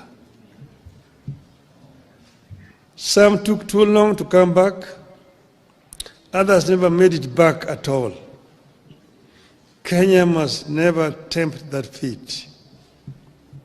As a party, we must never be ashamed to remind the people that we can never accept collapse as an alternative path to power. As a party, we have pursued compromise before and will pursue it whenever necessary in the interest of the nation. We had the option of taking it out to the bitter end in 2007-2008. All we needed was to insist that we would not engage in any talks with our opponents. But we saw the danger of Kenya collapsing, and we opted for compromise for the sake of Kenya. We steadied the ship when the gridlock threatened the Uhuru Kenyatta administration. In order to make the country move forward and pass some of the agenda that was seen to be pro-people between 2018 and 2022, ODM had lent a hand. We asked for no titles or positions in return. We insisted only on better policies and programs for the people of Kenya and reforms so that we would not witness the repeat of what had happened in 2017. History indicates that each time the leaders of this country have come together, some great things happen. We got the 2010 Constitution because we made compromises with the President Daniel Arap Moi and made him appreciate that it was in his interest, as well as the country's, to midwife a new constitution. We achieved more under the Ghana coalition government than under the NAC regime.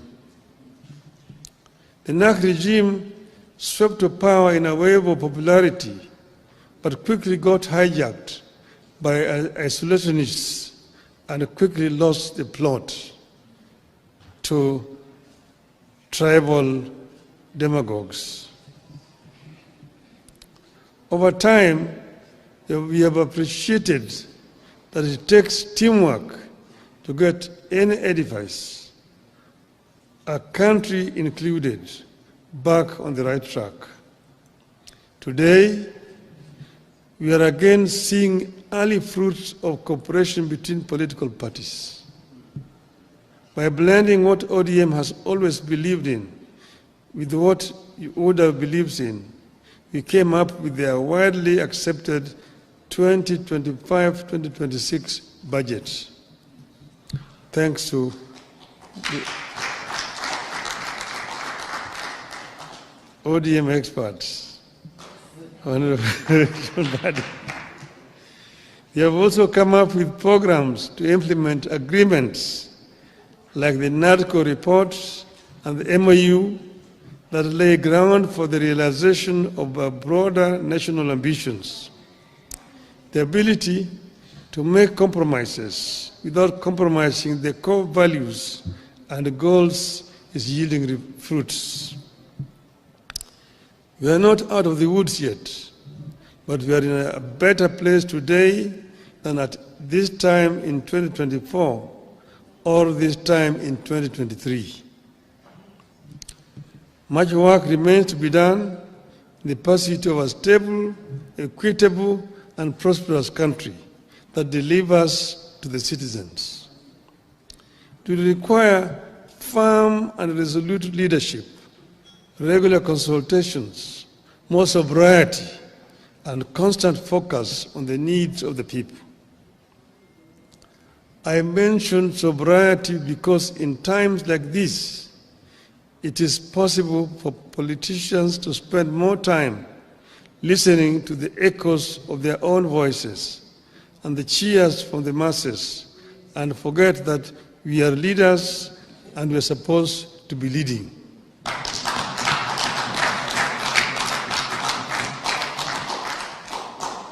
In times like these, it is possible to be lost in competing campaigns or populism and forget that leading means making decisions that may sometimes invite booing instead of cheers. I have been there. I've been cheered and I've been booed. I was once set up against the people when I set about clearing the ground for the Thika superhighway and the bypasses around Nairobi. Today, everyone claims credit for Thika superhighway and the bypasses. My colleagues in Parliament once disowned me when, together with KANU, I championed the Constitution Review Commission that laid the groundwork for what became the 2010 Constitution and which everyone claims credit for today. So my appeal to you as we embark on some of the legislative agenda coming up is that you should never feel powerless or feel like giving up because populists around you are seeking popularity at the expense of leadership. When they call you Baba and someone sets the homestead on fire, does Baba join the burning of the homestead just because it looks like exciting, or does Baba help to put out the fire? Does Baba release his sons and daughters to add fuel to the fire, or does Baba ask his children to fetch water? I know you know the answer. There's a time to lead and a time to acknowledge cheers. Popularity surges and wanes. Cheering masses come, change, and go. But solid service to the nation, brought against all odds, stands the test of history.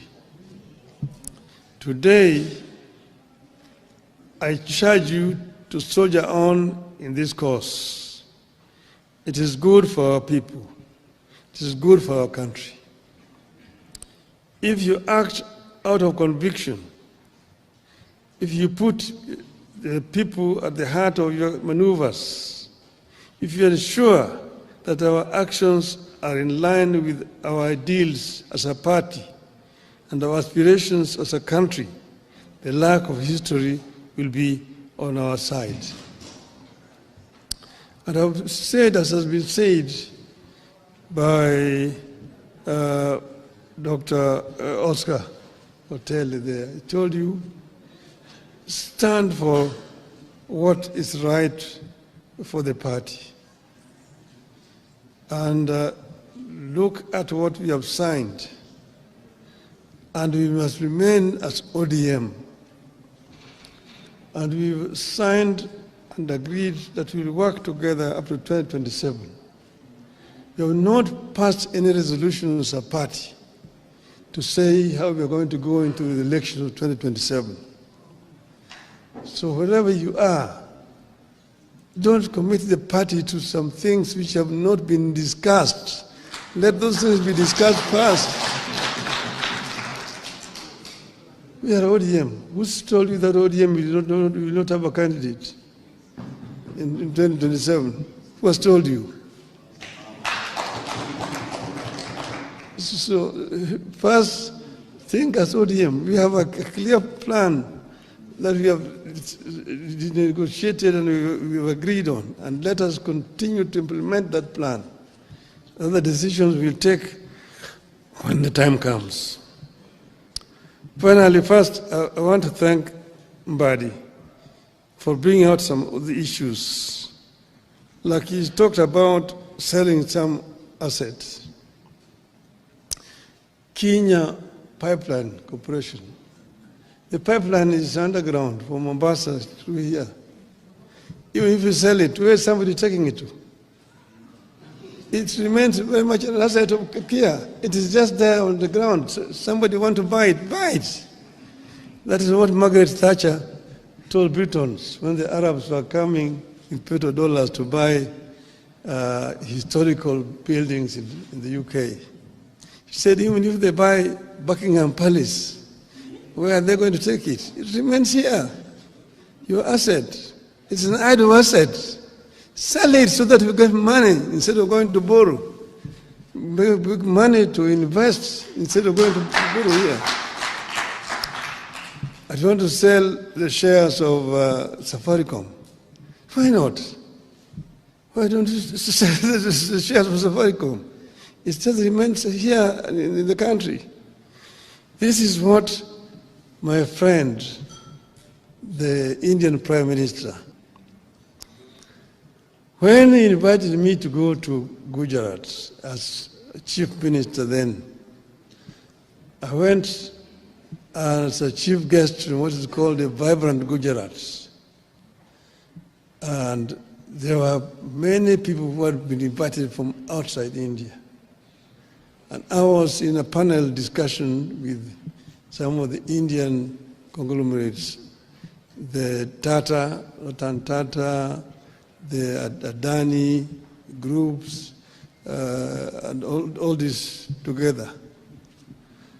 And we saw how many deals were being signed, people coming to invest in Gujarat. State of Gujarat is one of the states of India. The economy of Gujarat was growing at the rate of 13% per annum, compared to 5-6% of other states.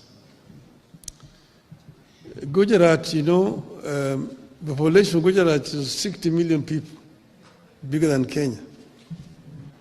So I asked Bodhi, how did you manage to achieve this? He went into his bookshelf and brought me a piece of legislation. He said, this is the secret. This was a PPP law of Gujarat, which he said, make it simple like this. It will attract people to come and invest in your country. Armed with that legislation, I came here and I presented it to the cabinet. And I told him what I saw in Gujarat is something astonishing. We approved the memo in the cabinet. It was then given to then Minister for Finance, who was acting, Mr. Michuki, to go and prepare a cabinet memo. When he took it to the mandarins in the treasury, they manipulated it, changed so many things. By the time they brought it back to the cabinet, it was a different document. I told him, who will come, who will want to risk his capital with these kind of things you put in this law? It was passed and brought to Parliament, passed, no investors came because there were so many restrictions and private capital is risk shy. But when I was there, they took me. They took us. I was in that delegation as a prime minister. I'd gone with the current prime cabinet minister, Mr. Mudavadi. We were with President Ruto at that time, with Chris Obure, who was a minister for public works. I was with a big delegation. We were taken to a place called Mundra, a port, where they had built, Modi had given just land to Adanis, 5,000 hectares of land, marshland near the sea. They drained that land and built a port. So they were using that port to import coal from Indonesia. And they put up a power plant, 4,600 megawatts of power. Then the Tata group followed suit and also built a similar plant, 4,600 megawatts there. So a total of 9,600 megawatts was being generated from that port alone. Our total generation capacity in this country today is not even 3,000. That's from that port. And then they built a railway line, 100 kilometers to join with the national railway system. A sleeping village of 5,000 people rose to become a village of a town of 200,000, eventually now 500,000 people. And investors came to invest in that place. They even built an airport in that place. Okay? Then I can give you so many other examples. So you find the same people, Adani, are given them Bombay. Bombay airport used to be so dilapidated, fly infested, and so on. They could have constructed Bombay airport. Today, Bombay airport is so efficient when you go there. You go and look at the Delhi airports. When Modi eventually became Prime Minister of India, he now replicated what he had done in Gujarat in the whole of India. Within the time that he has been the Prime Minister for 10 years, they have constructed 130,000 kilometers of railway line through PPP. They have, in almost every state in India has got 2 international airports in India. All this being done through PPPs. And that's why when Adani came here to want to do this airport, and too much noise was being made in Parliament for no reason at all. And they pulled out. The red airport is just like here, it is. It is as it is. They are not taking it away. They are bringing their money to do it. They are bringing their money to do it. And they will charge for over 30 years so that they don't charge so highly. That's what would have happened. Now, a similar arrangement is happening in Kigali. So the Qataris are building a Kigali International Airport in the same terms like Adani wanted to do here. So Kigali is going to be the hub in this region, not Nairobi, because of noise being made by other parties which were also interested in doing what Adani was supposed to do, and paying people down under the table to make noise every day in the newspapers. Shame on them.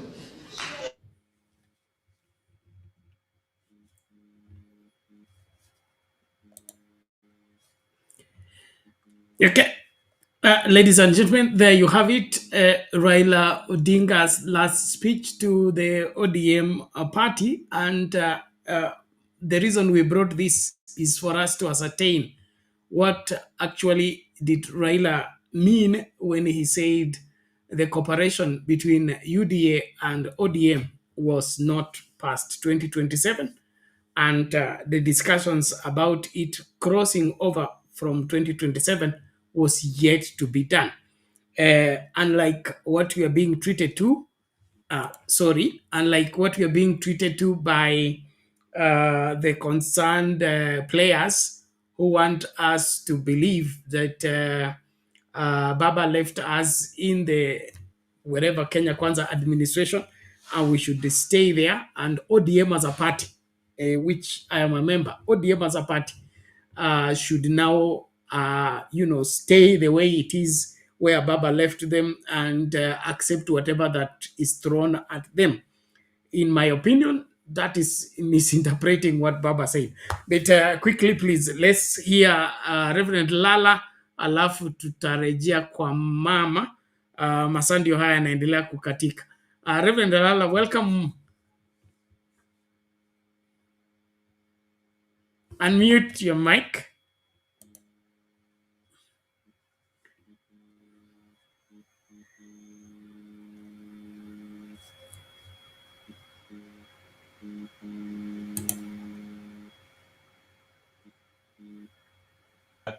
Can you hear me?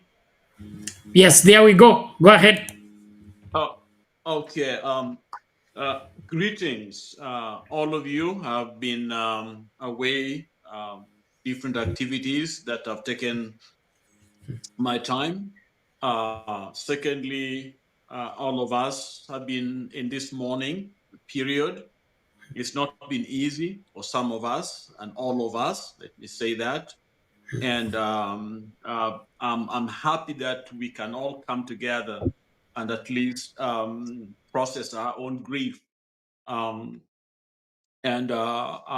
just thought, started listening, in the middle of the discussion that you guys were having.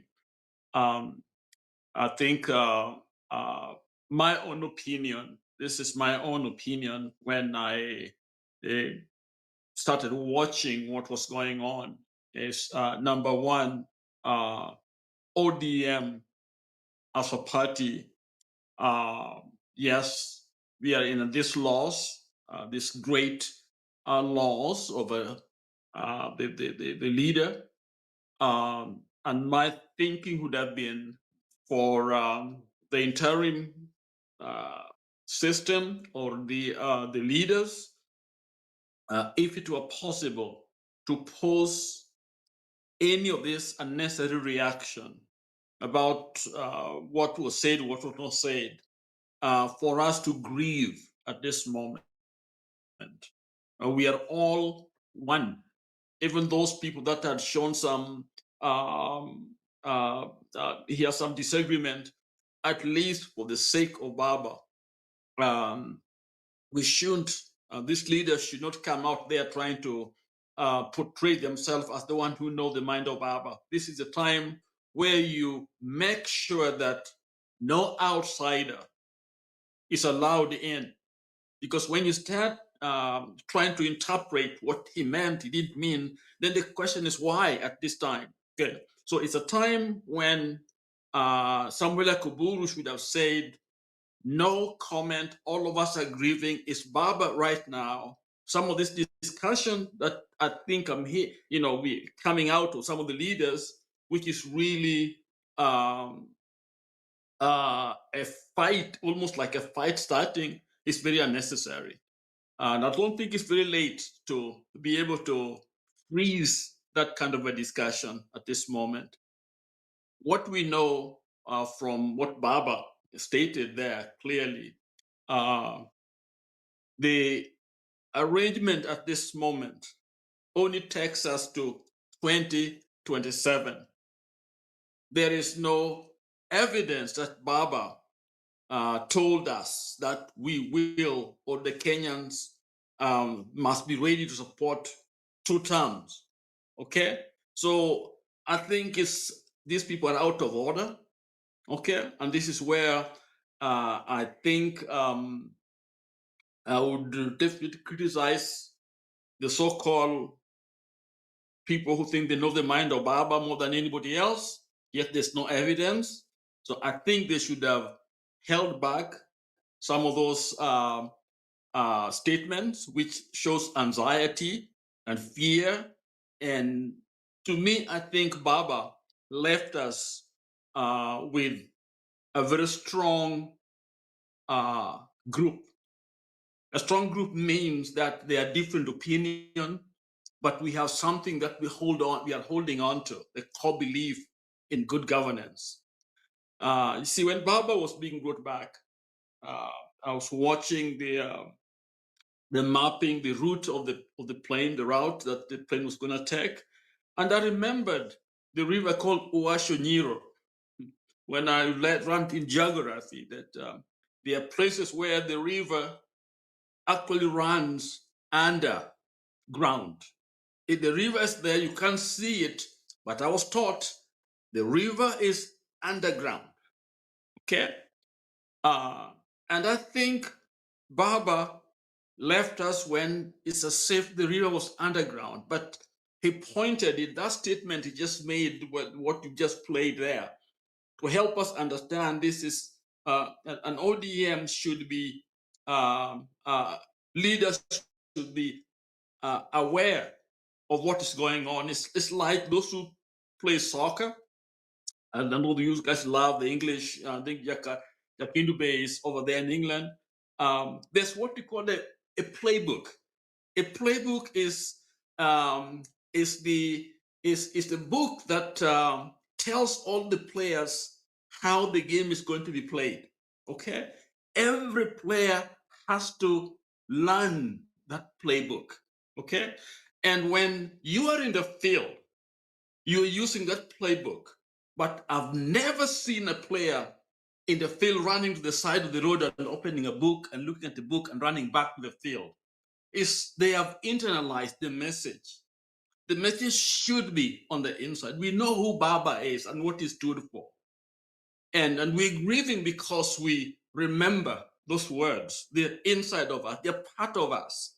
We are now one with Baba, so we should know where Baba stands. Baba stands for good governance, stands for transparency.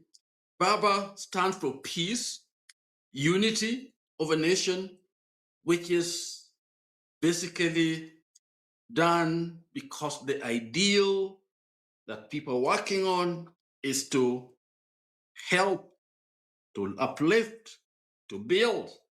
Just listen to Baba in that particular address. It takes a very complex issues and breaks it down in a way that we understand what Baba is all about. Okay, what it truly wants, what's the ideology? Because remember, the political parties organized, by individuals who share same political ideologies, goals, and policies. Okay, and Baba's been explaining to us. And so for us, as Kenyans, whether you are in ODM and the parties and you've been part of knowing who Baba is, I think we do know what Baba stands for. And it stands for a government. I think Yakindu Bay stated it there, that when you're given a job, that job is given to a Kenyan. It doesn't matter where you come from. It's not some kind of a favor. Therefore, we must support this because it's favoring us. No, that's what we are running away from. That's why Baba went to jail and those places. If he had favors, he could have had everything he wanted. Son of a vice president. He had all the privileges.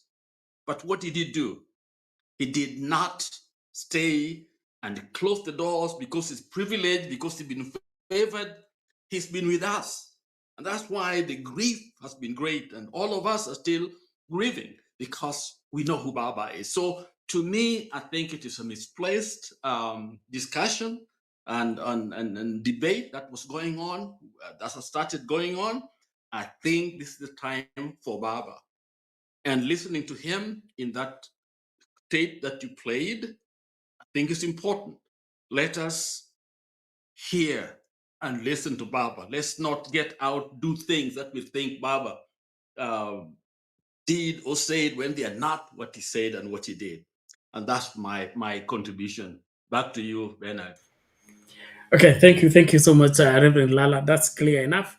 Ladies and gentlemen, as we continue to converse, please invite somebody. We are on the last leg as we begin to round up, but it is important that our politics becomes clearer, especially to the masses, because at times we get so twisted with political interpretations until we begin to create conflicts where there are no conflicts. What is clear should remain clear, especially when it is information that is handed down to you by somebody else. These exaggerations and overstretching of matters should begin to be, to diminish, because we have a delicate country to take care of. We have a delicate generation to preserve and ensure that it gets on the other side safely and secure. Mama Selina, naomba kama hiyo mchakato Mama ilikuwa Selina na haija kitu be. mchakato ya kucheza hiyo video ilikuwa kama baba alisema tunakaa kusupport UDA all through, ama sio beyond 2027, kati ya Sifuna na hawa wengine. Ni kipi hiki ambacho kinatokota katika ODM na tutafanyaje ili tusonge mbele?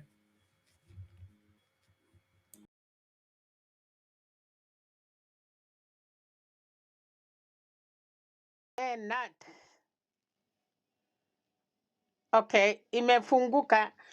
Mambo ya baba, mambo ya watu na Sifuna na what they say, baba amesema tufanye kazi.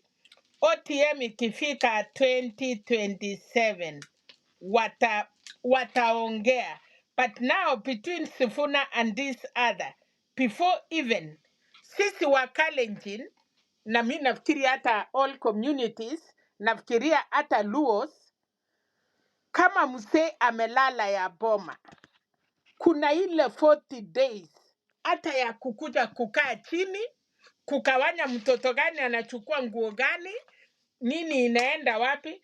I have never seen vile watu wanataka kupeleka mambo ya baba even today. Ni nini inaharakisha?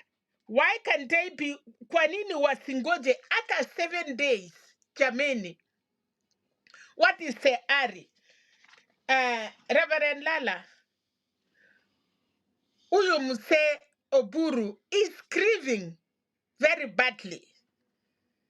Achamaliza mambo ile, yani like you cannot bury your loved brother na ukuje uongee na hata yeye anajua, he will speak, kwa sababu jamii yenu najua kuna ile kimila.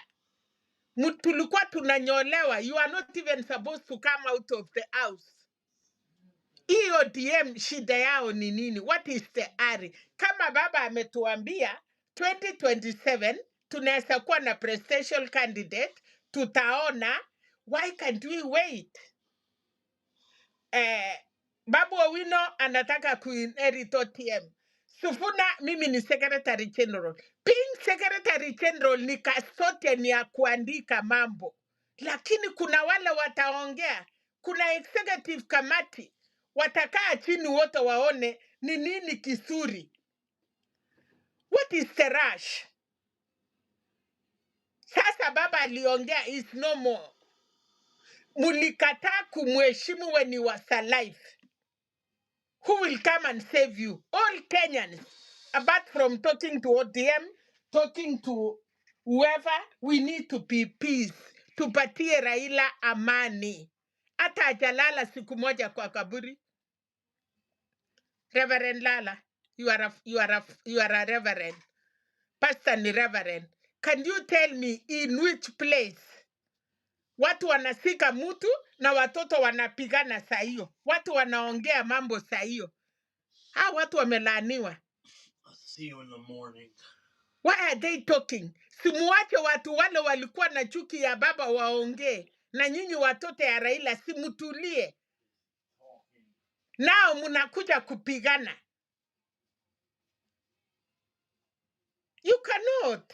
Mimi nilikuja leo niomboleze baba, niomboleze my brothers, tutulie 40 days. Kama ODM kuna hiyo mkutano inapangwa ile ya Mombasa. Who is that? Wakati Oburu walipatiwa interim, walisema for now tumepatia Oburu, alafu NEC itaitana, alafu waongee baada ya kupumzisha baba, and then they will come out. Chameni, what is the hurry? Uoga ni ya nini? That is me. I feel like munaheshimu, munakosea huyo mzee heshima. Watu ya Nyanza walijaribu, watoto ya Nairobi, watoto ya baba walionyesha ulimwengu baba akiwa live alipendwa. Wakati ameenda, watoto yake walijaa barabara. Ongera, ongera, Reverend Lala. Ongera for our brothers and sisters from Nyanza na marafiki ya baba. Kwenda Kisumu Stadium, ongera. Nyumbani, ongera. But the truth must be said. The truth. Huyu mwenye hii vita yote kupita kando sijui ODM ni mambo ya Ruto. Ni Ruto tu, hata hakuna mtu ingine. Hii yote munapigana hapa. Why? Wakati Raila alikuwa anahangaika, where were you? I congratulate na heshimu Ruto 100 times. Sikumutaka, but today I can speak. Alisimama na baba 207, amesimama na baba kwa hiyo muda yote kwa ugonjwa, kumulete baba, kukuja kupatia heshima. Kama hamuna heshima ingine, ni chama munataka ipeleke wapi? Isaidie nini? Kama hamukusaidia Raila akiwa alive, hiyo OTM nani anasimama? Who is that presidential candidate? OTM itatoa. Ndio watu wafuate. Tuheshimu mambo ya parties, political parties. OTM ipange nyumba yake, watu wapange nyumba yao. Ikifika hata next year, jameni. Kwani Reverend kwenyu kwa Wajaluo mumesahau ile ya kunyoa kichwa? Ndio wasee waitane, ndio kaburi ifunguliwe, ndio hata manguo ipeanwe. Achalala kwa kaburi hiyo baba. People are talking about OTM. Kwani chama yote KANU ilienda wapi? Ile machama yote ya zamani ilienda wapi? The remaining is that tunataka heshima ya Raila, ya familia ya Raila, na watoto ya Raila in general. Watoto ya Raila in general to me ni watu ya Nyanza na orphans kama Turkana, orphans kama watu ya Mombasa, orphans kama watu ya Northeastern. Ile kabila ndogo ndogo wa Masai walikuwa wamechifunikia nguo ya Raila. Those are the orphans. Wanataka Luo land, Wajaluo nyinyi, Reverend Chakindu Bay. Makabila ndogo ndogo sila hatuna uwezo, anawategemea. Musirarue manguo, murarue watoto wale Raila aliwafunika. Itawakula. Be strong. Kwa sababu ya ile makabila ndogo hawana baba. Be strong kwa sababu ya Turkana. Be strong kwa sababu ya Mumasai. Be strong kwa sababu ya mtu ya Northeastern. Si chama. Sifuna can go to hell na aende huko kwa Bukusu na atengeneze chama huko. Hii wengine wote wanarukaruka.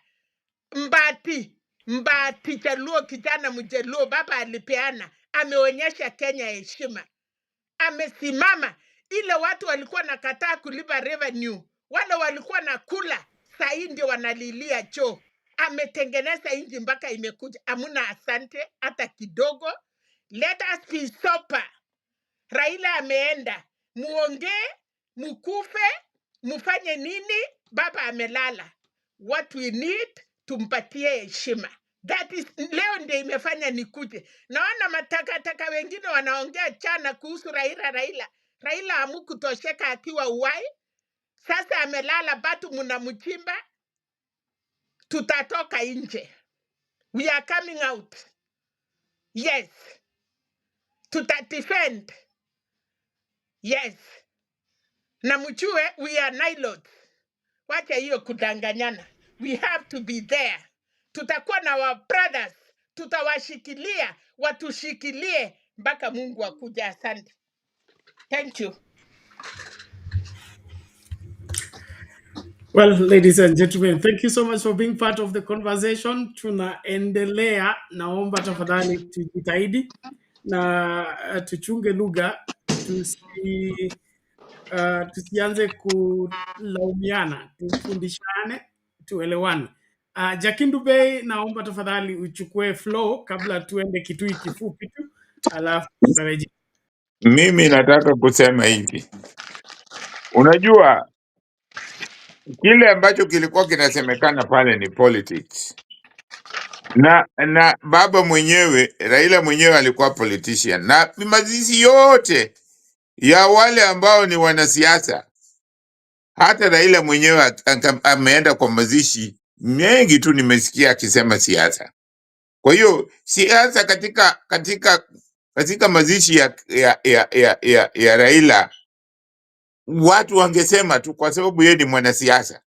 Hiyo ndio kitu amekuwa akifanya, lakini mimi kitu ambacho ninasema ni kwamba hatujui kufanya kazi kwa vitu ambazo hatujui. Sijui kama hiyo mnaelewa, kwa sababu nasema hivi, watu kama kina Mbadi, hii nasema mtu kama Mbadi ni mtu ambaye hafai kusema siasa. Mtu kama hawa watu ambao walichukuliwa kama expatriates, hawa watu ni wafanyikazi wa serikali, wanatakiwa wafanye kazi ya serikali, hawatakiwi kusema siasa kwa serikali, kwa umati. Manake vile Mbadi anazungumza kama kwamba hana haki ya kupata hiyo kazi. Hiyo kazi ni haki yake, afanye hiyo kazi. Hiyo sikatai, na ni haki yake afanye hiyo kazi, afanye kazi. Hakuna mtu anakataa kwamba Mbadi asifanye hiyo kazi, afanye hiyo kazi. Lakini kwenda kusema vile jana alikuwa na shout, mimi sikuona.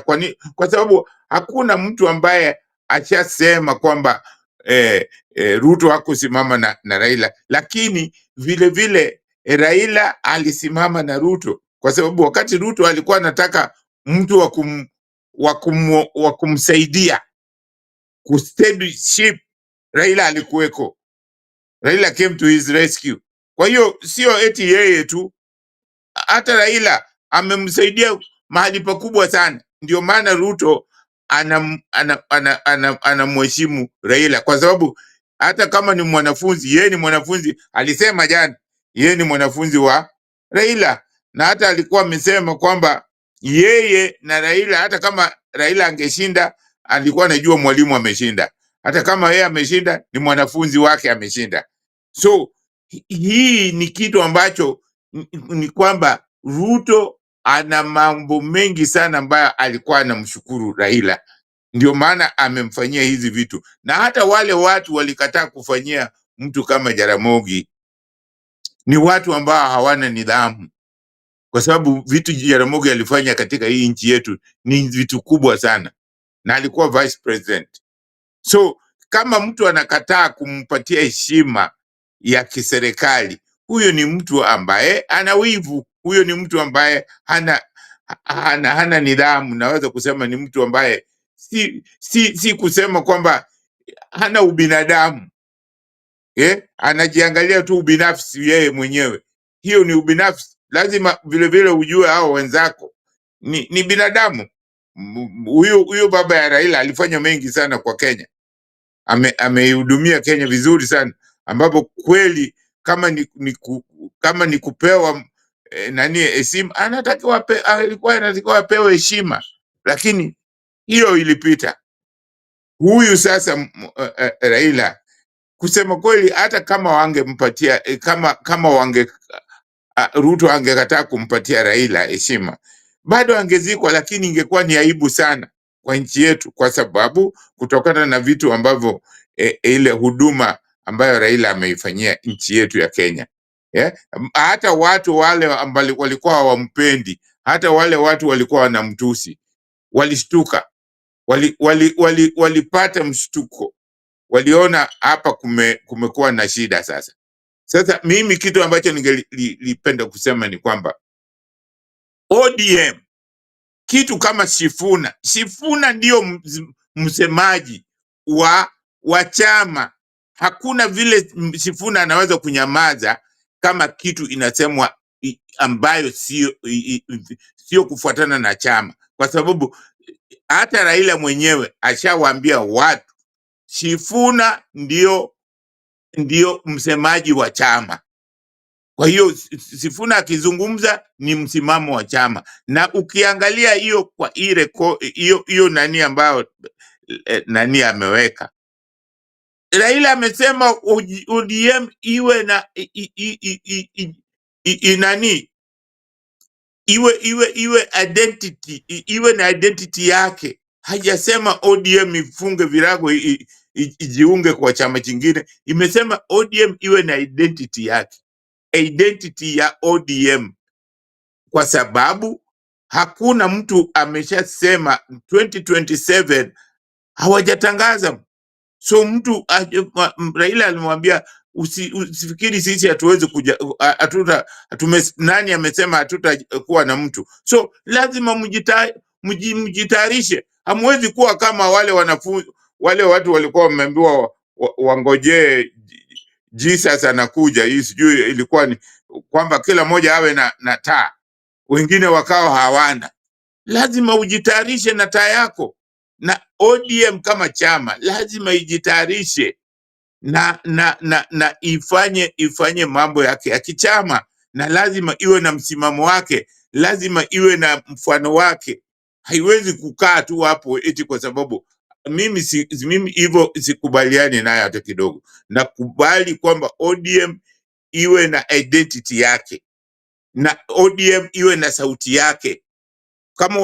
Kama kuna ushirikiano washirikiane, lakini iwe na identity, kwa sababu ukikosa identity hamwezi hata kunegotiate.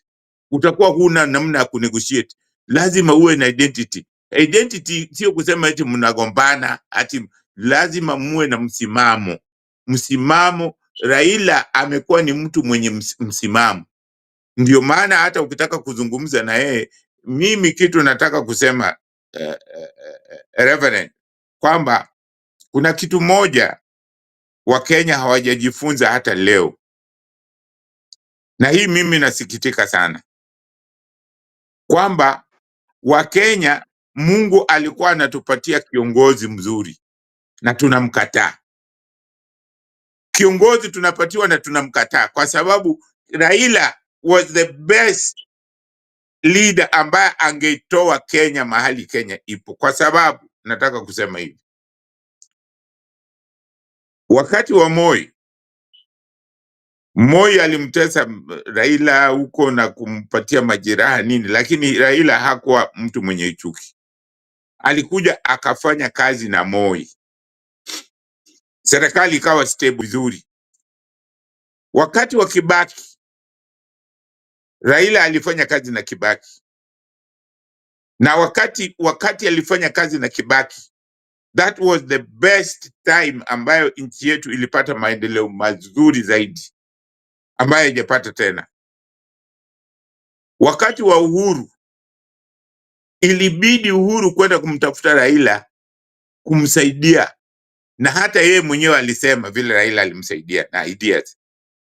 Na wakati Raila anasimama kusema wacheni nitengeneze nchi, tunakataa. Na tumeona sasa wakati wa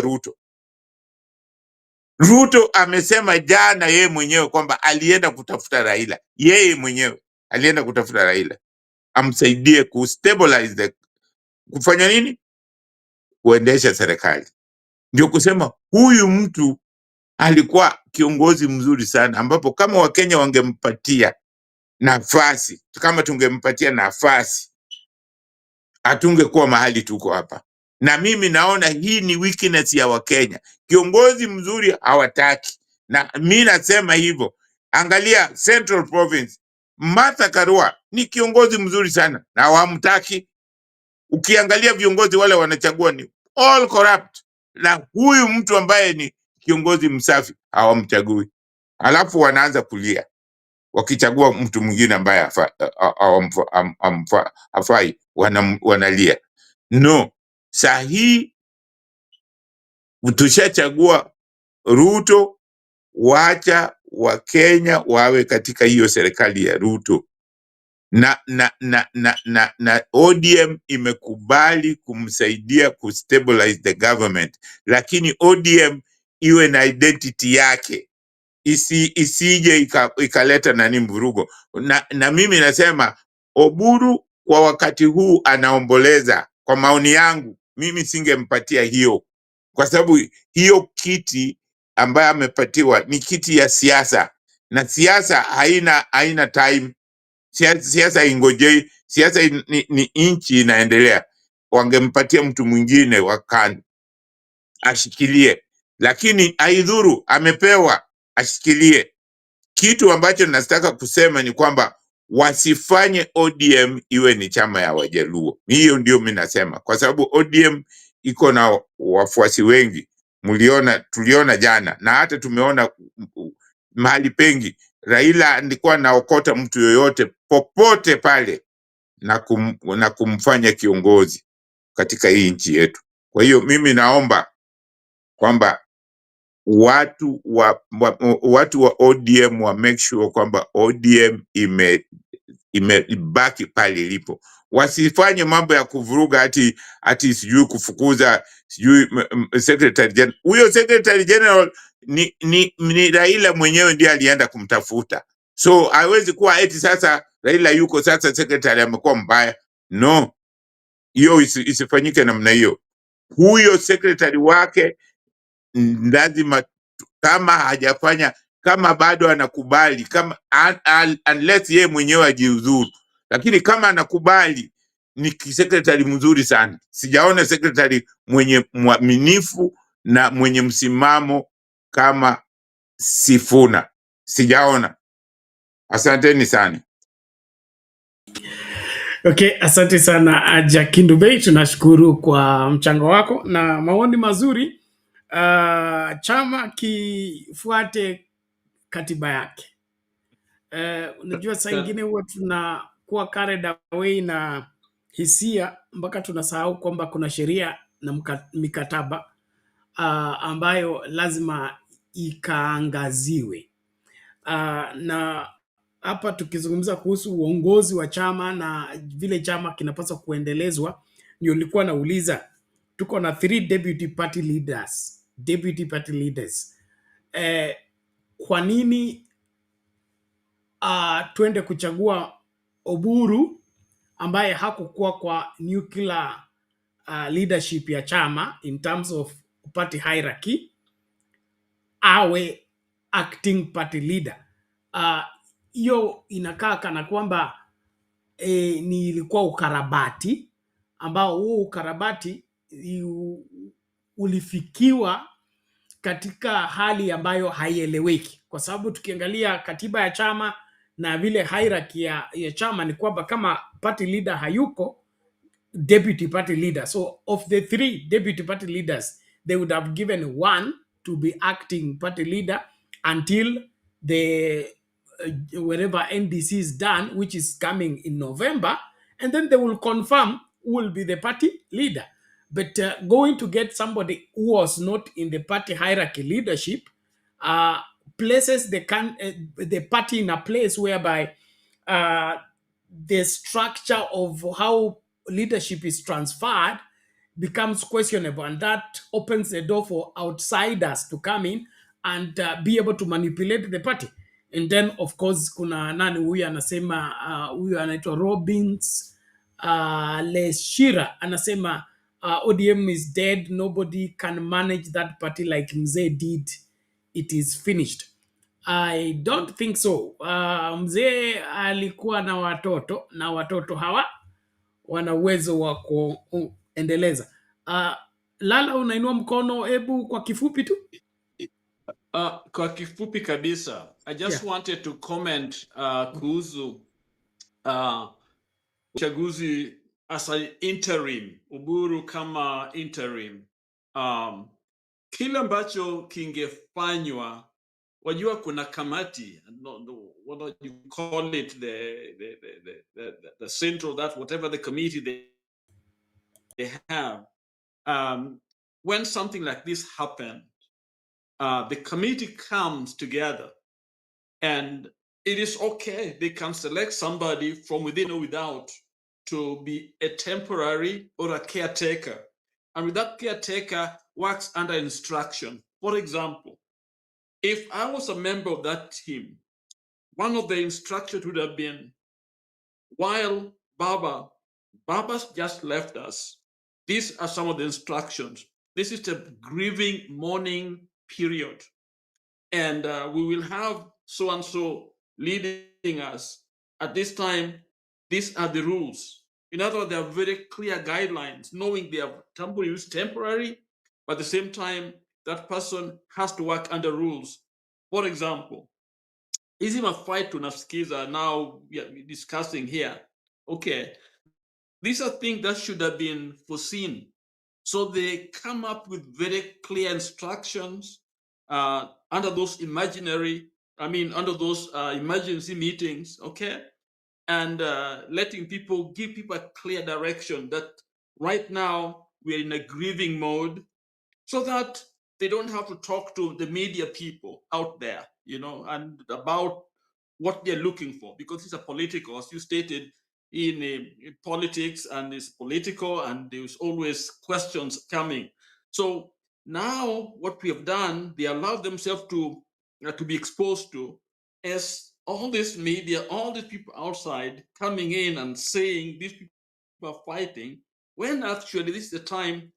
Yes, we know they'll be fighting, which is normal. It's okay. Ni lazima watu wa kupigana ni sawa tu wa any party. In fact, that shows the strength.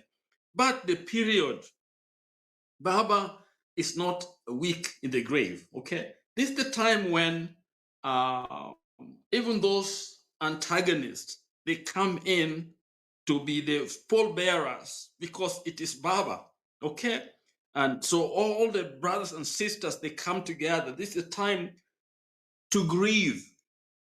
And so I think that committee should have had a very clear guideline. This is how we will grieve our Baba. These are the things that we must try to abide by, knowing, yes, that fight will come, which is, there's no problem. People can fight later on.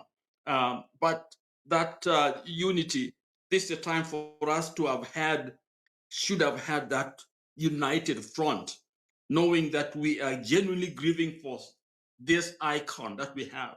Because this is, Bernard,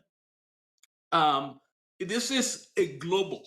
People are calling me from all over. In fact, just as people watch and see the grief, Kenyans are grieving and Tanzanians and others are grieving, people are asking, who is this Baba? Okay.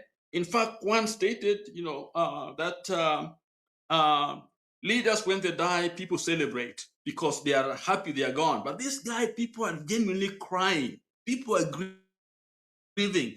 This is what Africa needs. This is what the world needs. So Baba is becoming larger than life even now. His essence is just infectious, and is growing big and big and big and bigger. And so to hear the small fight, oh, this one is, it's very sad. So that's what I wanted to say. Back to you, Bernard. Okay, thank you, Lala. We appreciate that, and you will need to check your audio was beginning to break, but thank you. Your point is made, and of course, Baba, as like I said, like the Samson of the Bible, he seemed to have accomplished more in his death than in his life, especially by the redeeming of his legacy. That those who are determined to dim and scatter his legacy have failed wherever flat, because a good man is just a good man, and whatever that is done. No matter how much is done to undo it, it is almost impossible. And that is one statement Raila Odinga kept on saying about he doesn't do anything to be rewarded. He does something because it is right.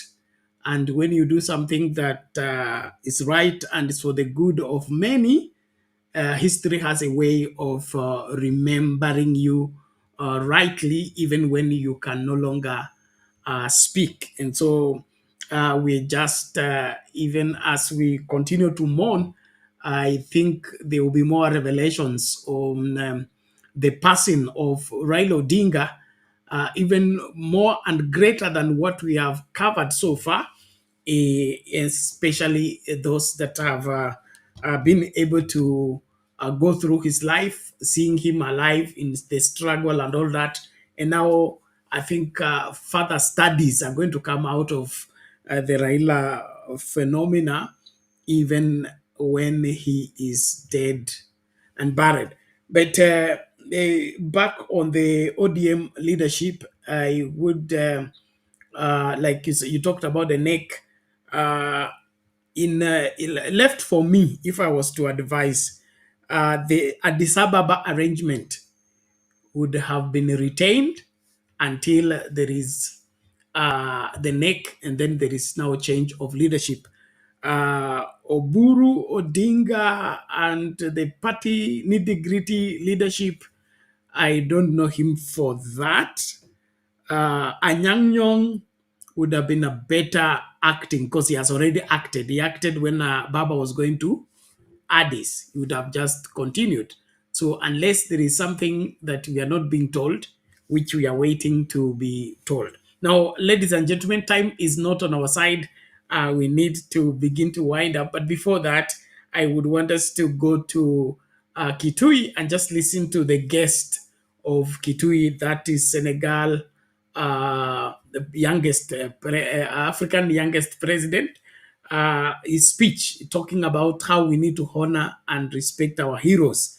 I think it's something that we need to relook at even as we begin to close. But the conversation will continue. I pray to be strong enough to keep the conversation every day. As with your help and with your support, we'll be here to see to it that we make sense of our politics as we ease life for the masses. We will not buy into the confusion that the politicians want to invite us into until we lose our sense to question, interrogate, and be able to demand that people seeking public office must be cleared by the masses, and we should be sure that we are safe in their hands before they are given that public office. That's the whole essence of this conversation. Thank you so much. Let's listen out from Kitui.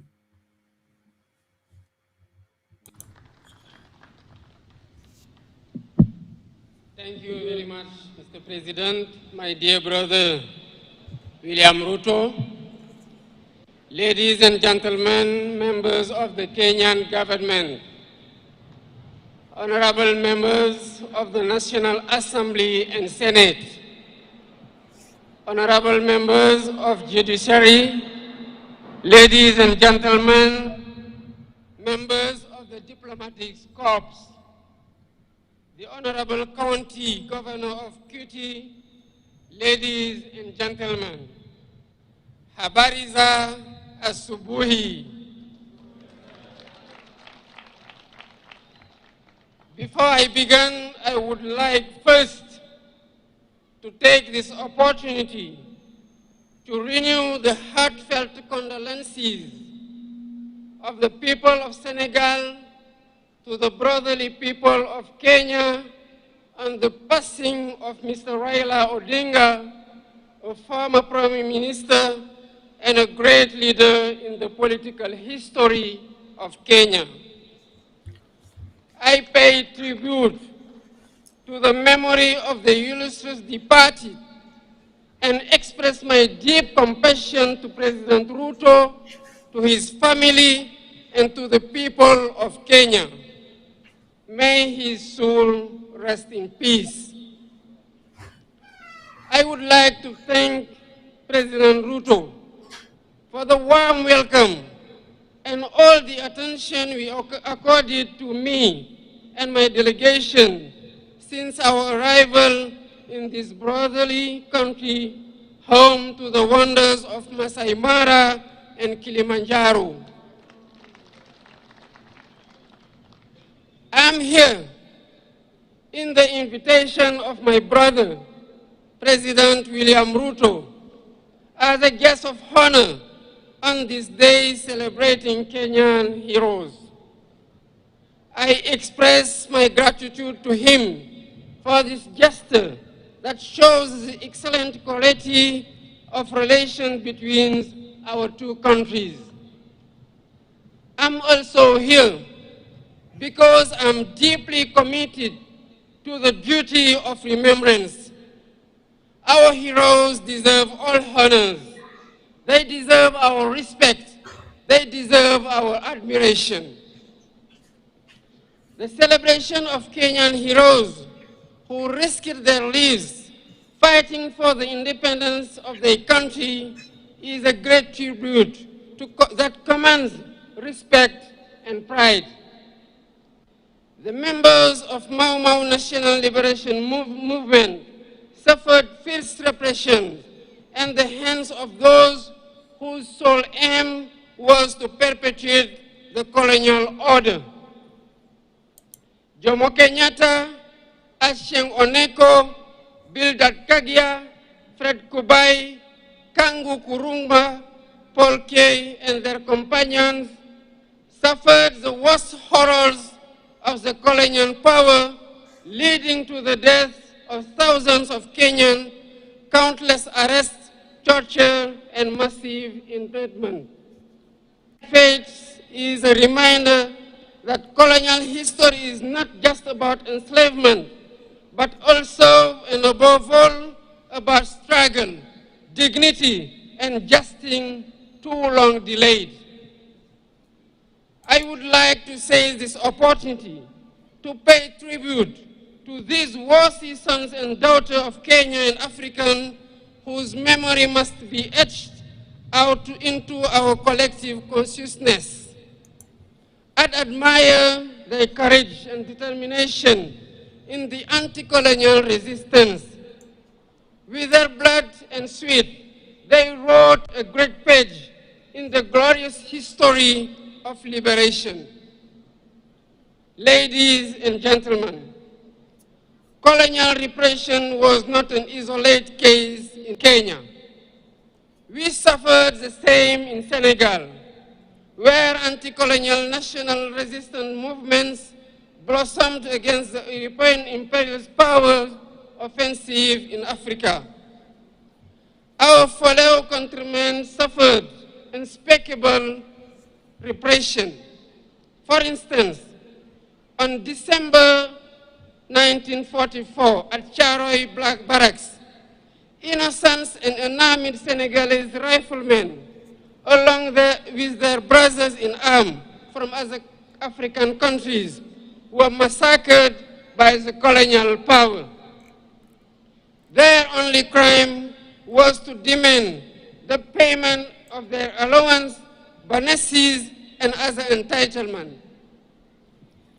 This was one of many premeditated criminal acts, and the facts are undeniable.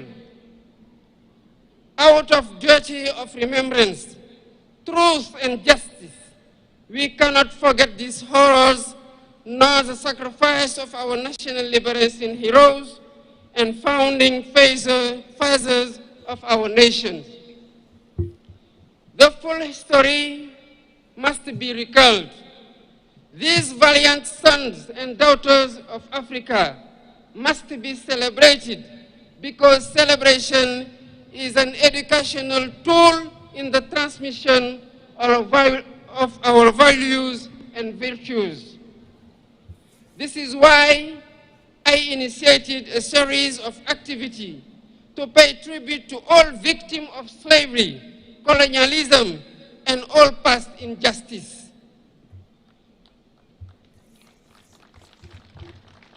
The first such initiative was to commemorate the 18th anniversary of the massacre of Senegalese riflemen last year. We are preparing to mark the second edition on December next, in communion with the 16 other troops contributing nations to the regiment commonly known as Senegalese riflemen. Ladies and gentlemen, to consolidate these various remembrance initiatives on the African continent, it is vital that we develop synergy in our efforts. I am on the view that to reclaim our history and restore the memory and dignity of these valiant Africans, we need to take several steps, including, first, build monuments and museums in honor of our heroes to serve as open spaces of reverence and remembrance. Second, build documentation and research centers to keep records, testimonies, and narratives about our heroes, while supporting research and education on this history of great African resistance fighters against slavery, colonialism, and worse form and injustice.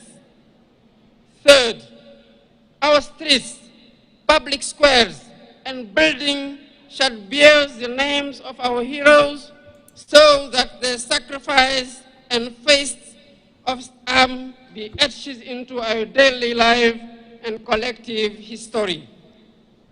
Fourth, teach our history in our education curricula. Thus, future generation will grow up with a thorough understanding of these episodes of our past. Fifth, initiate throughout Africa days dedicated to our heroes, like the one we are celebrating today.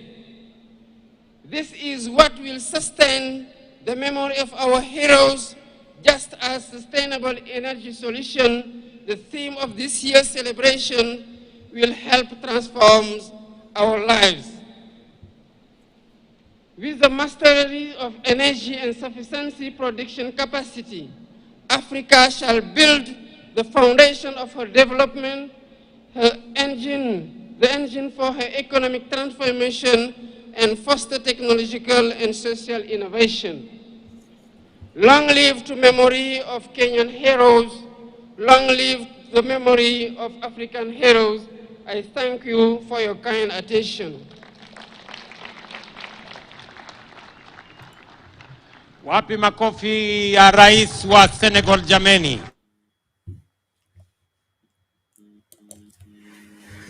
Okay, there you have it, the communication there by the president of Senegal as a guest in the Mashujaa Day celebration. He had some points there that we need to note down.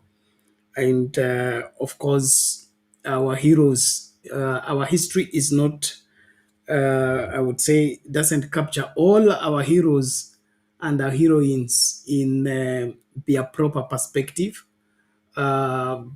Putting in consideration that we have a twisted history that was pushing a particular narrative.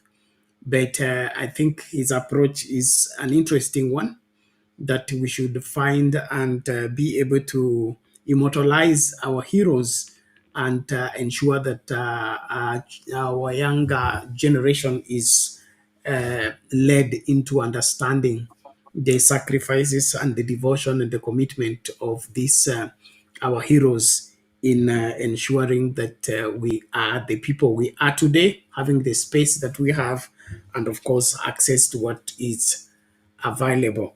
And if there is any assignment that needs to be done, in my opinion, is that one. We are losing older people like now Raila Odinga and the generation before him, who have the really raw information on our history and what really happened, other than what we have screwed that is written in the books that we can't ascertain by reason of the manipulation of our twisted political move that wants even our history to be a narrative other than factual happenings that indeed took place. Well, it's 13 minutes to 3 a.m. East African time. Naona masaa yamekatika, kwa hivyo nitawapatia dakika mbili tunapoanza kufungasha ili tufunge sio mapema, tumechelewa tumepitisha masaa mawili, tuko kwa lisaa la 3 and 11 minutes, but I think it's been worthwhile. So tumsikilize mama kwanza kwa hiyo response ya hiyo masuala ya kusherekea mashujaa wetu na mgeni wetu akatukumbusha.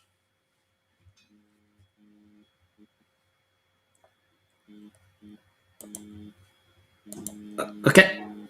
Okay, thank you.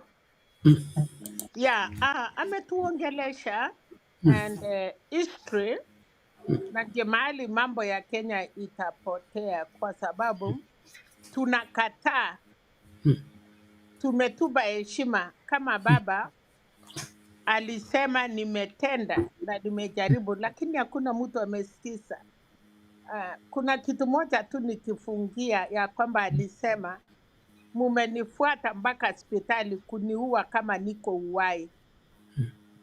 Na Ruto Tinga alisema message ya baba.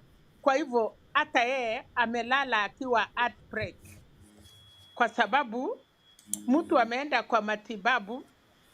Ndio sababu hata unaona mtu ana surrender the life course because ana feel munanidharau mpaka munaniombea kifo nikiwa hospitali.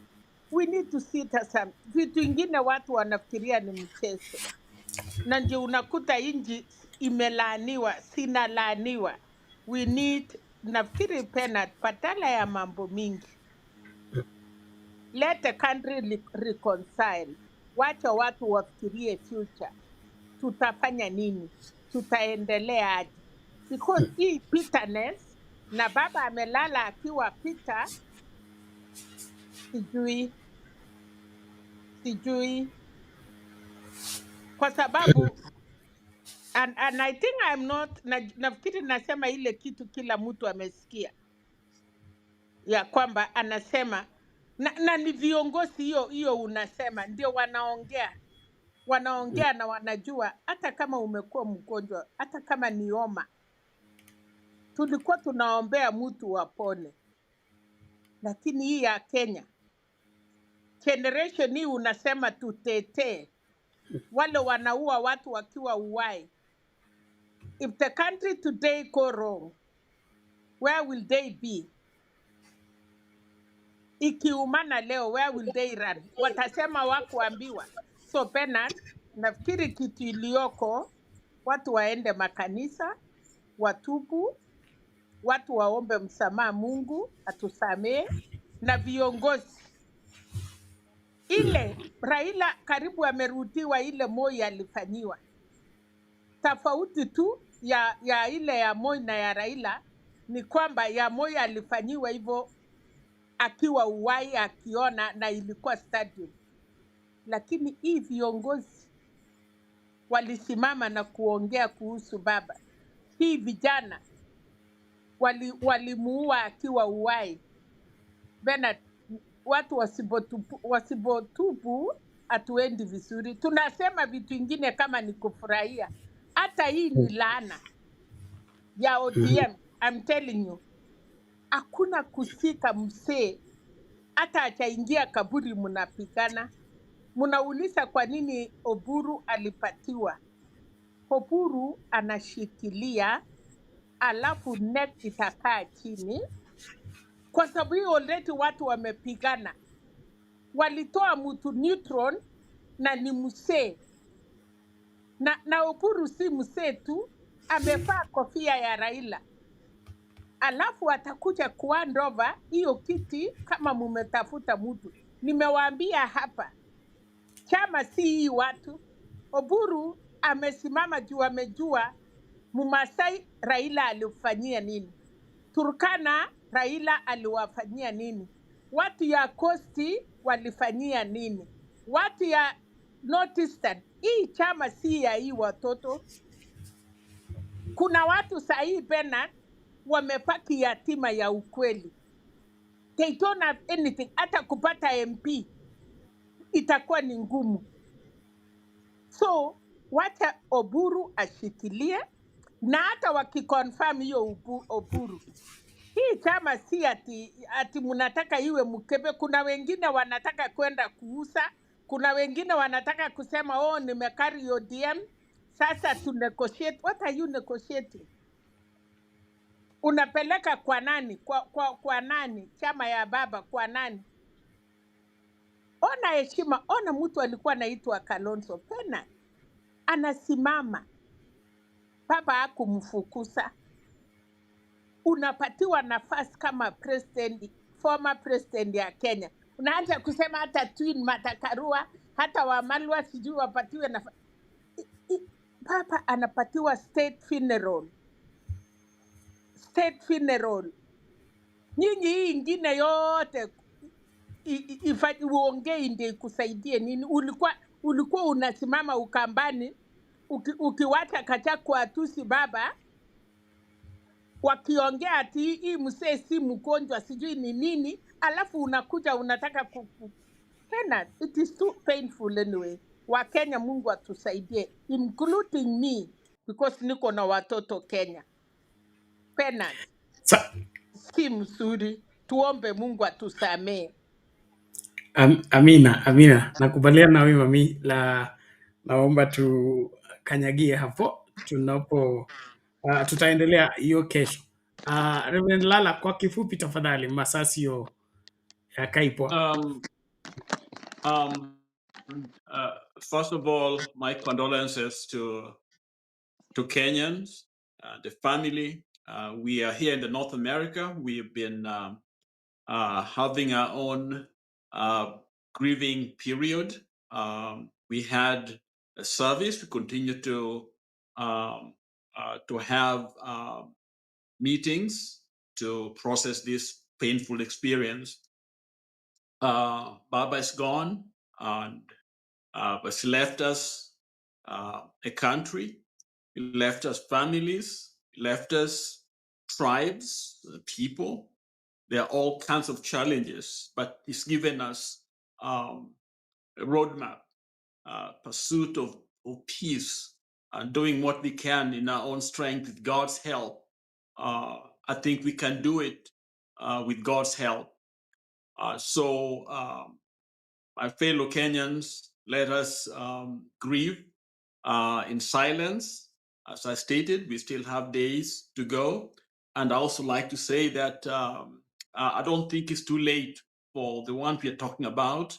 I think there's still time for them to hold their peace. Sometimes when people are grieving, anxiety is there, fears are there. They may not actually think a lot about what they did or they didn't do.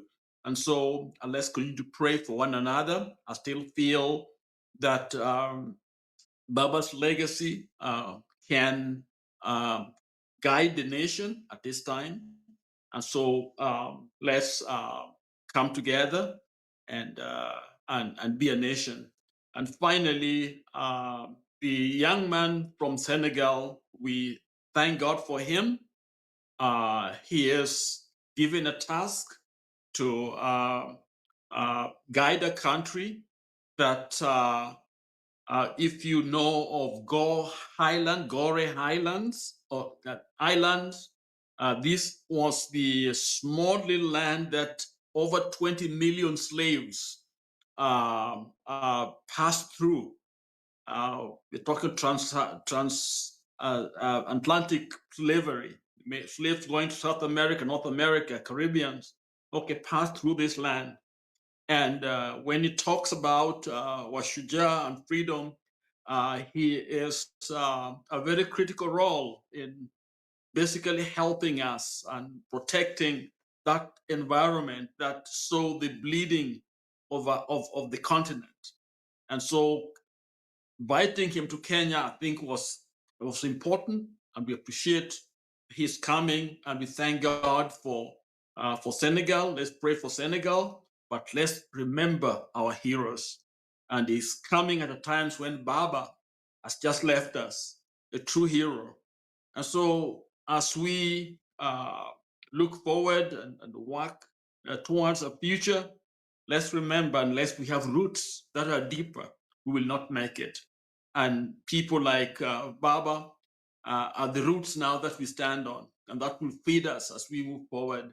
So, Bernard, thank you.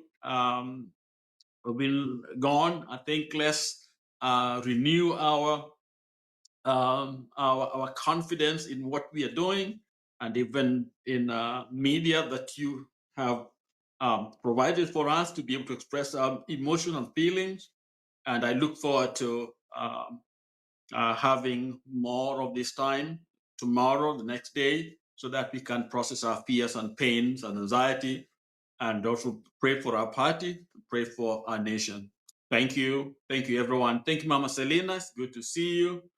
And Jakindu Bay and all of you in the background. I'm happy to be here. And long live Baba, Joey. And let me also, before I end, explain that word Joey. Okay, people hear Baba use that word. We don't know what it really is. But the Joey is a buffalo. Joey is a buffalo. Generally, when you look at the Kenyan, our coat of arms, is it? There is a shield and defender, a shield and a spear. It's supposed to be for protection, okay? And usually, when you see a shield, that shield is made of a cow skin.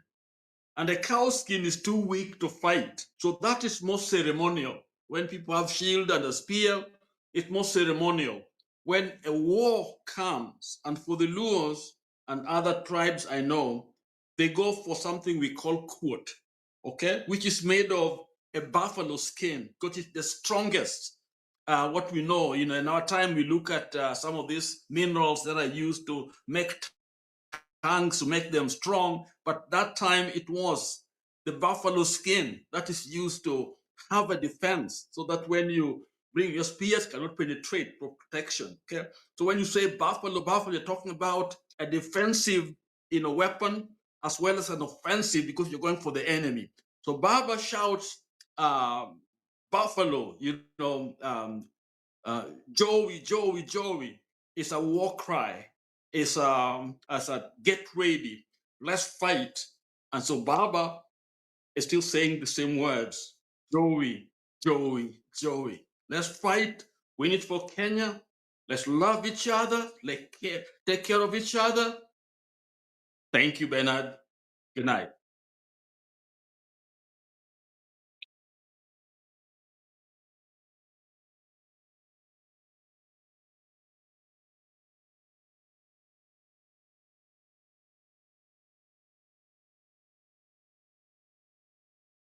I can't hear you. I don't know. Can you hear me? Sorry. Thank you for that. Okay. Ladies and gentlemen, sorry about that. I am sure now you can get me.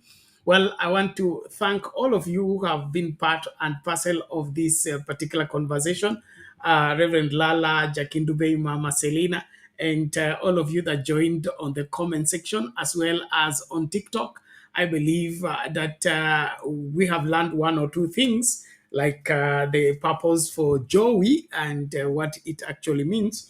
And of course, that is the main exclamation in the air right now, even as we continue to mourn our all-time hero, Raila Amolo Odinga, and his immense contribution to the shaping of the political landscape of this country. And as we continue to look on the subject of how does Kenya look post Raila Odinga, is something that we must engage in, because politicians are opportunists, and they are already jostling for those taking spaces, and some of those spaces are being taken for not for the good of the country, not for the good of the interest of the majority of Kenyans, but for selfish interest, unfortunately. And so the vigilance of the masses and the vigilance of the Kenyan people is the only salvation left for us to ensure that we don't fall into the traps that are available. We also intended to talk about the new punitive laws that were ascended to by William Ruto just before the declaration of the demise of Raila Odinga.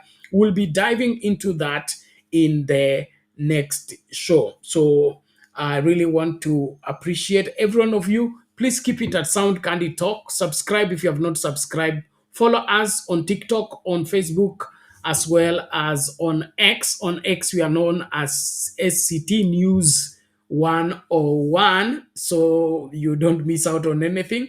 And then, of course, the rest of the programmings will be coming to you live, so keep at Sound Candy Talk. Nawashukuru sana, tukutane tutakapokutana katika kipindi kitakachofuata. Mungu awabariki sana. See you when you see me.